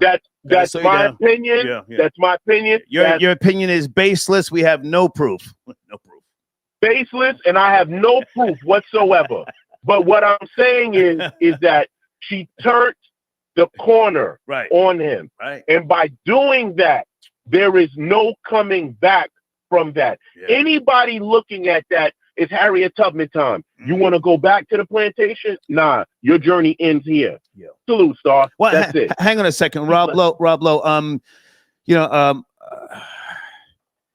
Freestyle music. You're from the New York Tri-State, right? Jersey, I forget. Absolutely, New Jersey, New York, the Tri-State area. Born and raised in New York. Okay, listen, I'm so old. I remember when Puerto Ricans and other Hispanics tried to give Joyce Sims smoke. You ever heard of Joyce Sims? Refresh me. Joyce Sims, born in 1959. When you get time, you'll know the song when you hear it. Come Into My Life. Joyce Sims. She was right there at the inception of freestyle music. Anybody in that live chat know who I'm talking about? Now, she didn't look like a Latina. And, it's a little complicated in terms of the origins of freestyle music, but she was right there. And when you Google that song, you're going to say, oh, I know this song, or I know her, Joyce Sims. So my point for... I probably know that.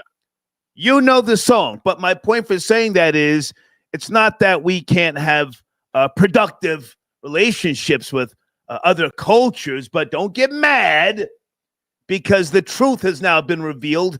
The research on microphone check. That's what I'm saying. All right. Let me speak to that real quick. Let me make it clear. I'm from New York. Okay. I got Puerto Ricans in my family. Yeah. I got Dominicans in my family. I grew up with Puerto Ricans. Yes. But see, here's the problem. Somebody trying to imitate you, right? Yeah. And it's a form of flattery. So that's how I'll put it out there. So you got people grabbing their joint, you got people cursing, you got people that are not black calling themselves nigga. Right. You see, that's our fault. Because see, if you have your house straight and in order, then there will be, like you said, parameters. There'll be lines that you can't cross and disciplines. See, when you go into Puerto Rican culture, Dominican culture, I've hung out in the Heights for years. My right-hand man, Dominican, up there doing stuff that he had no business doing. You could not cross certain lines. You couldn't do it because that's how their culture is structured. Our culture is structured where we let everybody in, where we let everybody we think it's cute when them white boys be talking like they black. Yeah. They think that shit is cute. That is mockery. That is not being cute. Because when they get back to their family, yeah, they might curse their father out, but that's also a part of their culture. That's not a part of our culture. That's why we be looking wide-eyed like, yo, man, you just called your mom's a bitch. See, in our culture, there are repercussions for calling your mom's a bitch, but there ain't no repercussions for calling each other nigga. They all picked up on that, and now they say it, and now we want to try to get back at somebody. Look, I don't like when Fat Joe calls each other nigga, and saying that he was down with DITC digging in the crates ain't no excuse for letting him say it. Because now that he's wearing Versace shirts, you try to remind him of that, he will remind you of who he is not anymore. Right. See, this is the problem. But Rob, I don't even waste no more time on Fat Joe. I got to go, with man. this Salute. nigga culture. I got to go. Thank you, Rob. Salute. Thank you, Rob. Okay. Star Report back in the building Friday evening. Welcome to the show. All right, we have been having a healthy, productive, robust conversation. We've had a couple of people going at it, but I want to make sure that we stay on topic. Sha'Carri Richardson rewarded for bad behavior by Nike. Yeah, bad behavior. She has a track record, if you ask me, of bad behavior. I'm not trying to stop her bag. I have not called her out of her name. She's a young female. I'm very understanding that young people make mistakes, and we now have a window into their lives, and she will make more mistakes. She's a superstar. However, I'm a man of knowledge and wisdom and experience, and Nike, in my opinion, they did not reprimand her. They did not suspend her for a couple of days, a week. They did not release a statement denouncing domestic violence. They have not made a $250,000 donation to some, I don't know, some charity for abused men, anything. Have they done things in the past? Yes. Yes. Thank you to Deeds. Deeds sent me a text message saying,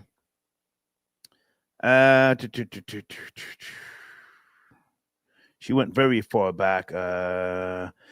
Nike had something back in 2020, the Black Community Commitment. You guys ever heard of this? BCC.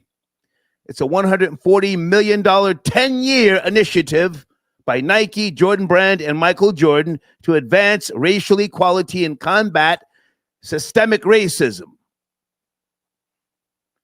Okay. Sounds hot. Let's get some type of statement out here denouncing her behavior. The BCC, Black Community Commitment, $140 million. Anybody ever heard of this? Area code 973. Please watch the language. Are you there? Good evening. 9. Hey, good evening, Star. How's it going? It's going. Who am I speaking to? Speaking to Dave out of New Jersey. How are you, Dave? Good. Thank God for cameras. Do you know how often these females instigate physical altercations, and then as soon as somebody defends themselves and the police are called, they play like it wasn't them. He was the aggressor. I'm so glad they caught her and locked her up. I don't know what to do. I'm having a drink tonight just for that. Yeah. This is ridiculous. Obviously, she has some type of issue. As you noted, she just couldn't be quiet. I don't know whether the girl got bad nerves. Maybe she's on something. I don't know. But she just couldn't be quiet. But I'm just thankful that they had cameras because... Non-stop rambling. It was crazy. She couldn't help herself. So, obviously, she could be on some type of medication or something. But, yo, she couldn't shut up, dog. Like, couldn't shut up. Come on. Oh. And then on top of that, she's the aggressor. They saw her putting her hands on him. We can have a conversation without putting hands on each other. So, obviously, this must be the norm for them. This isn't the first time she's put her hands on him. This is the first time she's got caught, though. Bingo. So, It is what it is.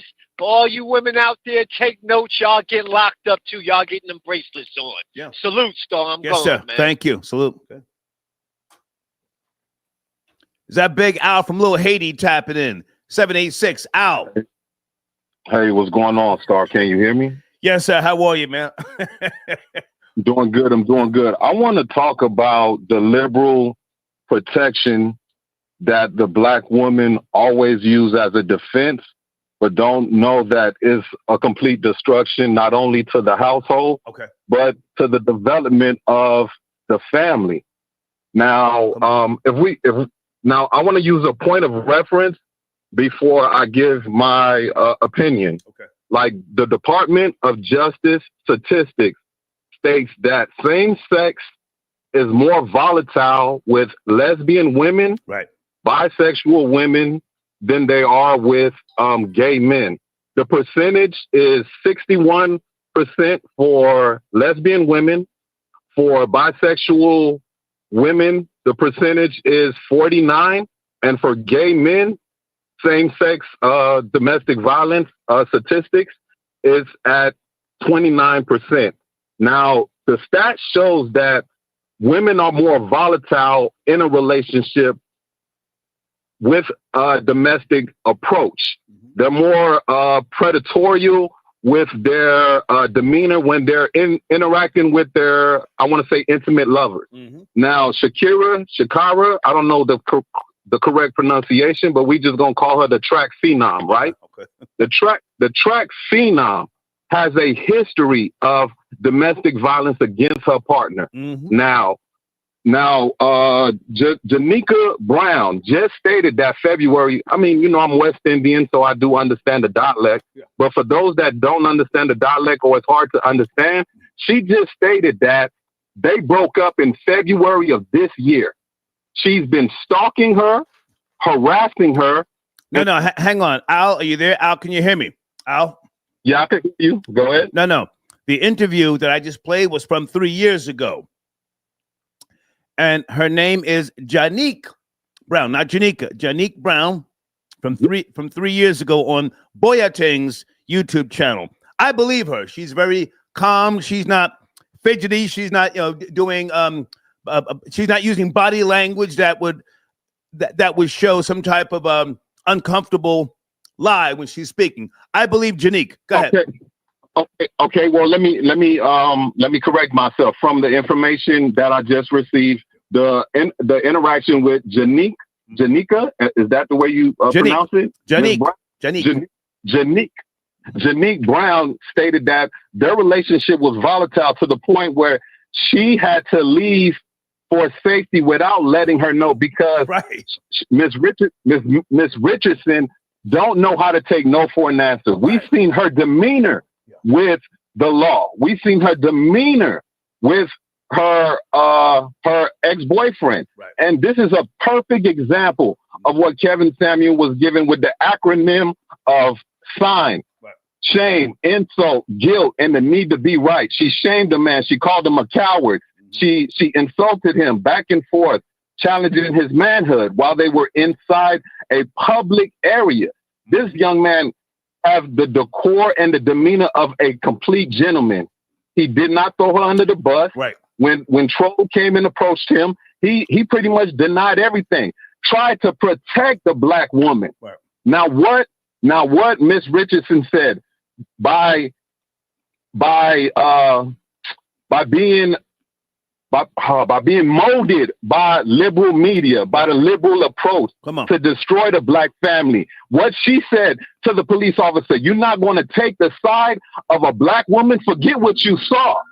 You're not going to take the side of a black woman, and of a woman in general. This is the liberal approach. This is the liberal media destroying the family nucleus, the black family nucleus at a whole, through the black woman, by always doing what? Protecting her, acknowledging, not even acknowledging her fault. Nike have yet to address her. When Ray Rice got into the incident, Nike addressed that within 48 hours, dropped him. He lost his endorsements, and he lost his career. What's his name? Adrian Peterson. Boris just touched on it. When he was disciplining his child, didn't even do anything wrong, disciplined his child. He got kicked off the Minnesota Vikings. He lost his Nike endorsement. And let's go back to Chad Ochocinco when he headbutted what's her name? Evelyn Lozada. Evelyn Lozada, when he had butted her, Chad Johnson lost his endorsement with that. Well, you guys may not know of it, but I know it was a coconut drink, Zicco. Right.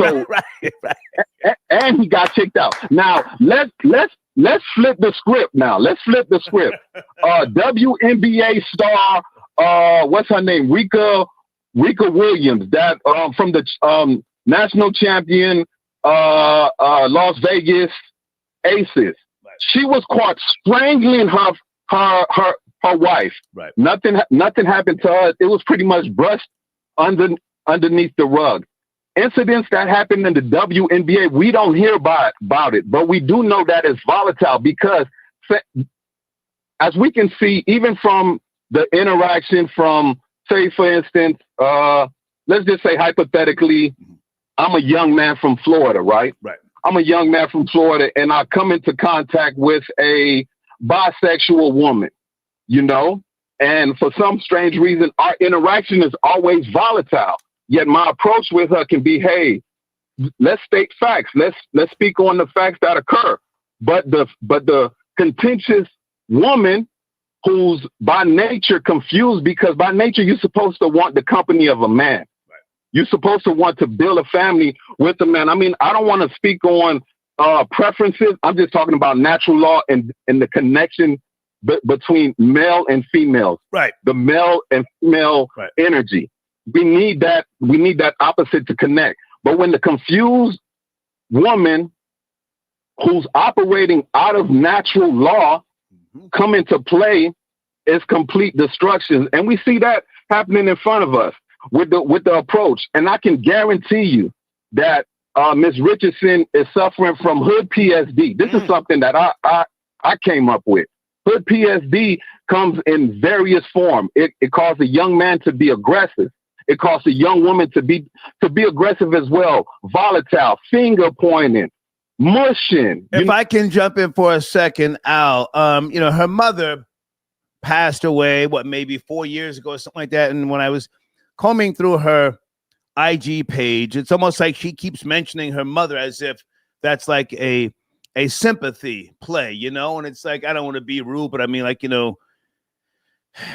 people lose family members all the time, and to harp on it or to try and constantly remind others just seems like you're trying to gain sympathy, so that's a little concerning with regards to me for her. But if we can just go back for a second, Nike, you brought up some very good points. They do have some type of initiative they started back in 2020, but I haven't seen enough with regards to Sha'Carri, them reprimanding her or speaking to the quote unquote black community. I haven't seen that. Have you?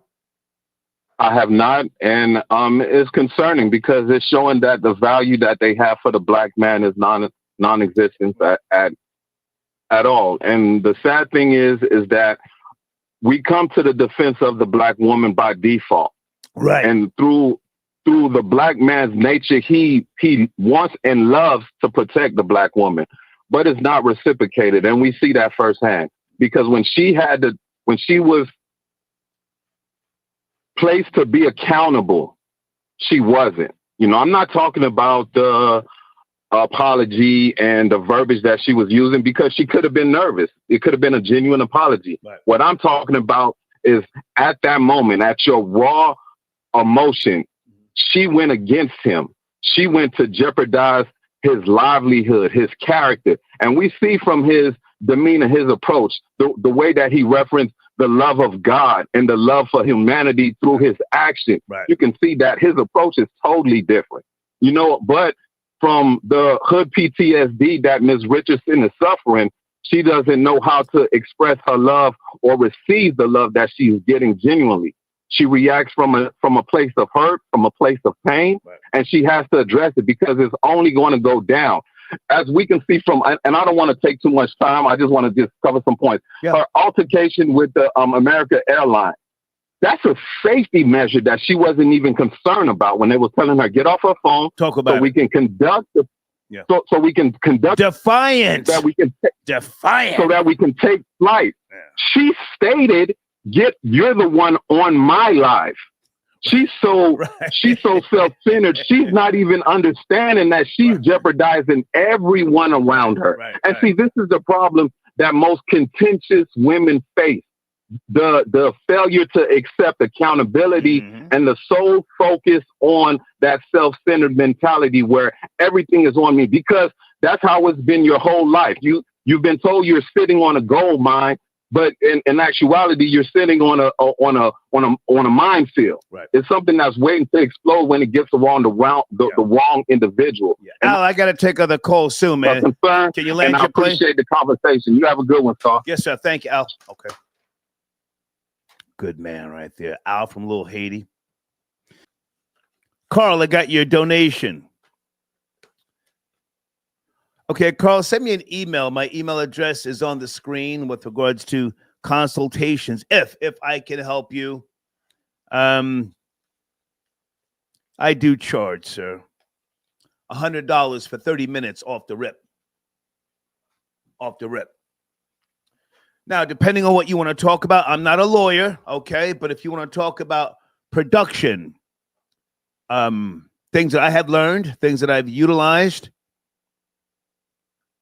you sent a nice donation. I'll try and address your question here without going too far left. Well, getting up and running on social media is not the issue. If I understand you correctly, we would have to talk, and just as long as you have a laptop in front of you or a desktop, I'm going to shoot you some links, and you need to find out what it is that you're trying to do. Again, I don't have all the answers, but I'll give you an example. I was talking to a buddy of mine a couple of days ago, and he's doing his show now on YouTube. And I was explaining to him the reason why I use a microphone and headphones. Some people don't use headphones. Some people don't like headphones. Some people use Yeti Pro mics. I use a Shure mic, and there's a reason why I use this microphone. I have 2 desktops, I have a camera, I have a mixer.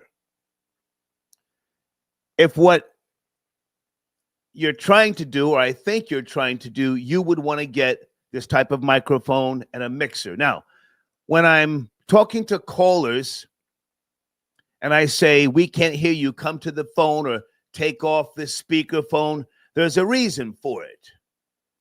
Some of the people in the live chat already know the reason. I separate the audio so that I can use the audio at a later date and time. When I first started doing terrestrial radio in March of 2000, the Star and Buckwald Morning Show. Prior to that, we did a wake-up show for a couple of months. And I was not a Hot 97 listener. I mean, I was aware of the station, but I kept asking the board operator, they call him a board op, why do you guys always got music going? I don't want to hear fucking rap beds or instrumental beds when I'm talking. You guys notice that if you listen to a hip hop or R&B station, there's always a fucking bed of music going, Research shows that the urban listener is more rhythmic than the Caucasian listener. This is a fact. This is based upon research and studies. Anyway, so I didn't want an audio bed under my microphone. So I asked the board op, how can I just get the audio without the music? So they explained it to me. They had to separate the tracks. Thus, the reason why the Star and Buckwald shows from Hot 97, which I own the audio and the video, because we videotaped a lot of shit. The microphones were hot. I've explained this before. Everything was recorded because you couldn't cut one off because it would then mute out the other. Does that make sense in the live chat?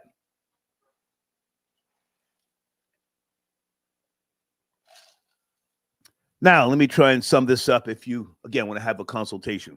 you want to separate your audio because what we do here on social media, podcasting, live streaming, you're not just trying to market and promote or sell yourself. It's your audio. You have these major news platforms, MSNBC, CNBC, ABC, and a host of other ones. They're always looking for audio with regards to certain topics. So you put together a library of your audio, and I always have notes, as you know, for my show. I have my shows in chronological order. I type up bullet points. So I can always reference a show based upon a topic. And you can license that audio to one of those media platforms. I have a lot of audio that I license out from time to time. Does that make sense? Okay. So that's why you might want to use a microphone, a mixer, headphones, so that when people call in, you say, I can't hear you, because you want to hear the audio. You want to make sure that the audio gets recorded on the same level as you. Does that make sense in the live chat?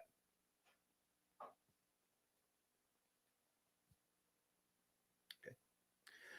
All right. So there's my email address if you want to do a phone consultation. But again, you have to understand that what you're doing, what we're doing, it's not just for the now, it's for the future. All right. Area code 860. Good evening. Are you there? 860. Yeah, I am. Yeah, I am. Okay. Good evening. How can we help Can you hear sir? me? I can hear you. How are you? Yeah, I just wanted to further drive a point home in regards to Nike's stance with Sha'Carri Richardson. Okay. You have the floor.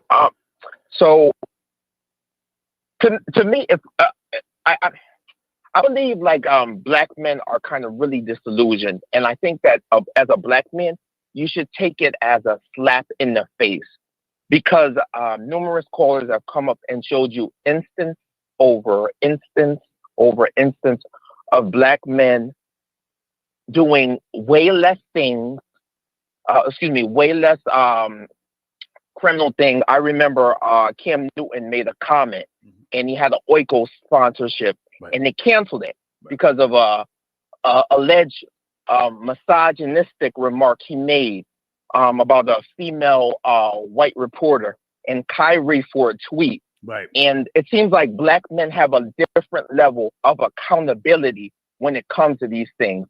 And you have an instance of a woman beating on a black man, and it's just like, we're just going to sweep it under the rug. Black men should be offended that even occurs, because what kind of messaging are you sending to black boys that see that? Right. And they say, oh, it's okay for black men to be beat, but don't touch anybody. Don't even say the wrong thing, because then you're gonna be met with the full force of punishment. And I think that black men are a little bit disillusioned. The worst thing about this video is actually the caping that the gentleman does for Sha'Carri, and how Sha'Carri just throws him under the bus. Right. The optics of it is terrible. Yeah. You have a black woman going up to white men, telling them how trash the black man is. Let's just boil it all down to what it is. Right. And a black man saying how wonderful and what kind of pressure his black woman is under. At what point do you, as a black man, look at this and say, you know what, we need to protect our boys, because at some point they're going to become black men. And obviously black women aren't going to do it, because I remember when Diddy came out, every black woman had everything in the world to say. Right. This black women are making church mouse noises. Right. So I think it's time for black men to look at the situation for what it is and stop looking at it with these rose-colored glasses, because obviously Nike doesn't give a damn. Obviously black women don't give a damn. And TSA, the white gentlemen, the white cops that were there, they didn't do anything to stop it while it was happening. When they came near, they didn't treat Sha'Carri in any hostile type of form. Right. So if nobody cares when are you gonna care? Like, nobody is coming to save you, and you don't really have as many allies as you think you do. So at what point do you say, all right, maybe it's time to like take the little simp shades off and just work this out from like a ground level? And that's basically all I have. Can I jump in? Yeah, absolutely. Can I jump in? I can respect everything you've just said. Objectively speaking, does that black lovin' put a different type of hold on a man to the point where he hang on. He loses. No, I got you. He loses himself. He does foolish things. He busts off inside the coochie, not on the outside, but inside. Baby after baby after baby, he gets spoken to in a way that is beyond dehumanizing him. Is that black coochie too much for the average black man? You get lost in it. It gets put on you, and then you start doing dumb shit. Could that be it? Could it be that simple? No, and I'll tell you why. How old are you, sir? Because I believe sir, how old are you? I am 43. Okay. Come on. I believe it's conditioning, because black women in general we call it the sisterhood, but black women in general, you're trained from young to look out for one another. A lot of us don't really have a man or a lot of men. Even if we do have men, it's one or two here or there. We don't really have a brotherhood outside of, you and I know what it is. Outside of that, there's not really a brotherhood. And we're not really trained to look out for one another. We're more trained to look out for our mamas. If you want to be honest, that's what I see, or that's what I experienced in my lifetime. And I think it's fine if they're looking out for you, but if they're not. Can I jump in? Yeah, absolutely. Are you married? Do you date black women? What is your position? I've only ever been in serious relationships with black women, and I'm not married. Okay. No. Are you in a relationship with a black woman now? I am not. Okay. Can you speak to, or maybe acknowledge, not that you have to follow my lead, can you speak to that grip, that black loving? Can you shake it off from time to time? Because the average guy talks that hot shit, but then he goes to wherever he goes and he lays back up. Not saying that you shouldn't lay up with who you prefer, but they talk that hot shit. All these guys be talking that pimp shit, but in reality, most of these guys are simps. Speak to that. I agree with that. I agree with that statement. I believe black men in general were more. It's just like the same trope. It's like watch an NBA, and the first thing, or in the NFL, the first thing black man says is, "I'm gonna buy my mama a house." You see what I'm saying? Like that's what I mean. We're trained to be that. We're trained to protect them, and I think it's. Like I said, I love black love. I don't find anything wrong with it, except when it's at the detriment. Do you understand it, sir? You see, hang on a second. On the screen, someone says soul snatching the simps. Do you understand that black coochie? This is, I do. Sir, I'm as serious as colon cancer. Do you understand the black coochie? I've been a victim of it, so I believe 100%, and I understand it. I do, but it's up to us as we get older to kind of steer the younger generation and let them be aware. Sir, let you and I talk right now. Never mind the other younger generation. Let's you and I talk. Okay. Talk that real ish. Have you ever? All right. Let's do it. Have you ever been caught up and you had to shake it off and you say, you know, this bitch ain't shit. I know she ain't shit, and I got to stop getting up in there raw. You ever been there? Oh, maybe a time or Keep it real, sir. Keep it real. No, I'm being honest with you. I understand the whole 100%. Like they say, hindsight is 20/20. Somebody's putting babies up in these big booger bear bitches, the big silverback gorilla looking bitches. Somebody's getting them pregnant, sir. We can talk all this fly. We can talk this fly shit, but somebody is getting Big Shirley pregnant over and over and over and over. Right or wrong?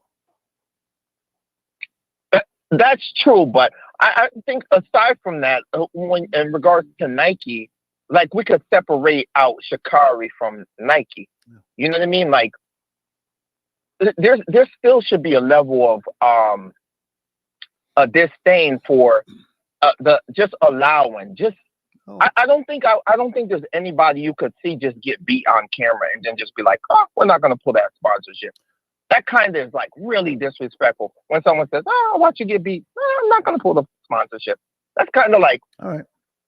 That's like the J-Lo thing you were talking about. Like, you don't even have to address it. You know what I mean? Like, nigga, you don't have to address it. That's beneath me. So I appreciate the call. I got to keep it pushing. Thank you much. All right, thank you. Yes, sir.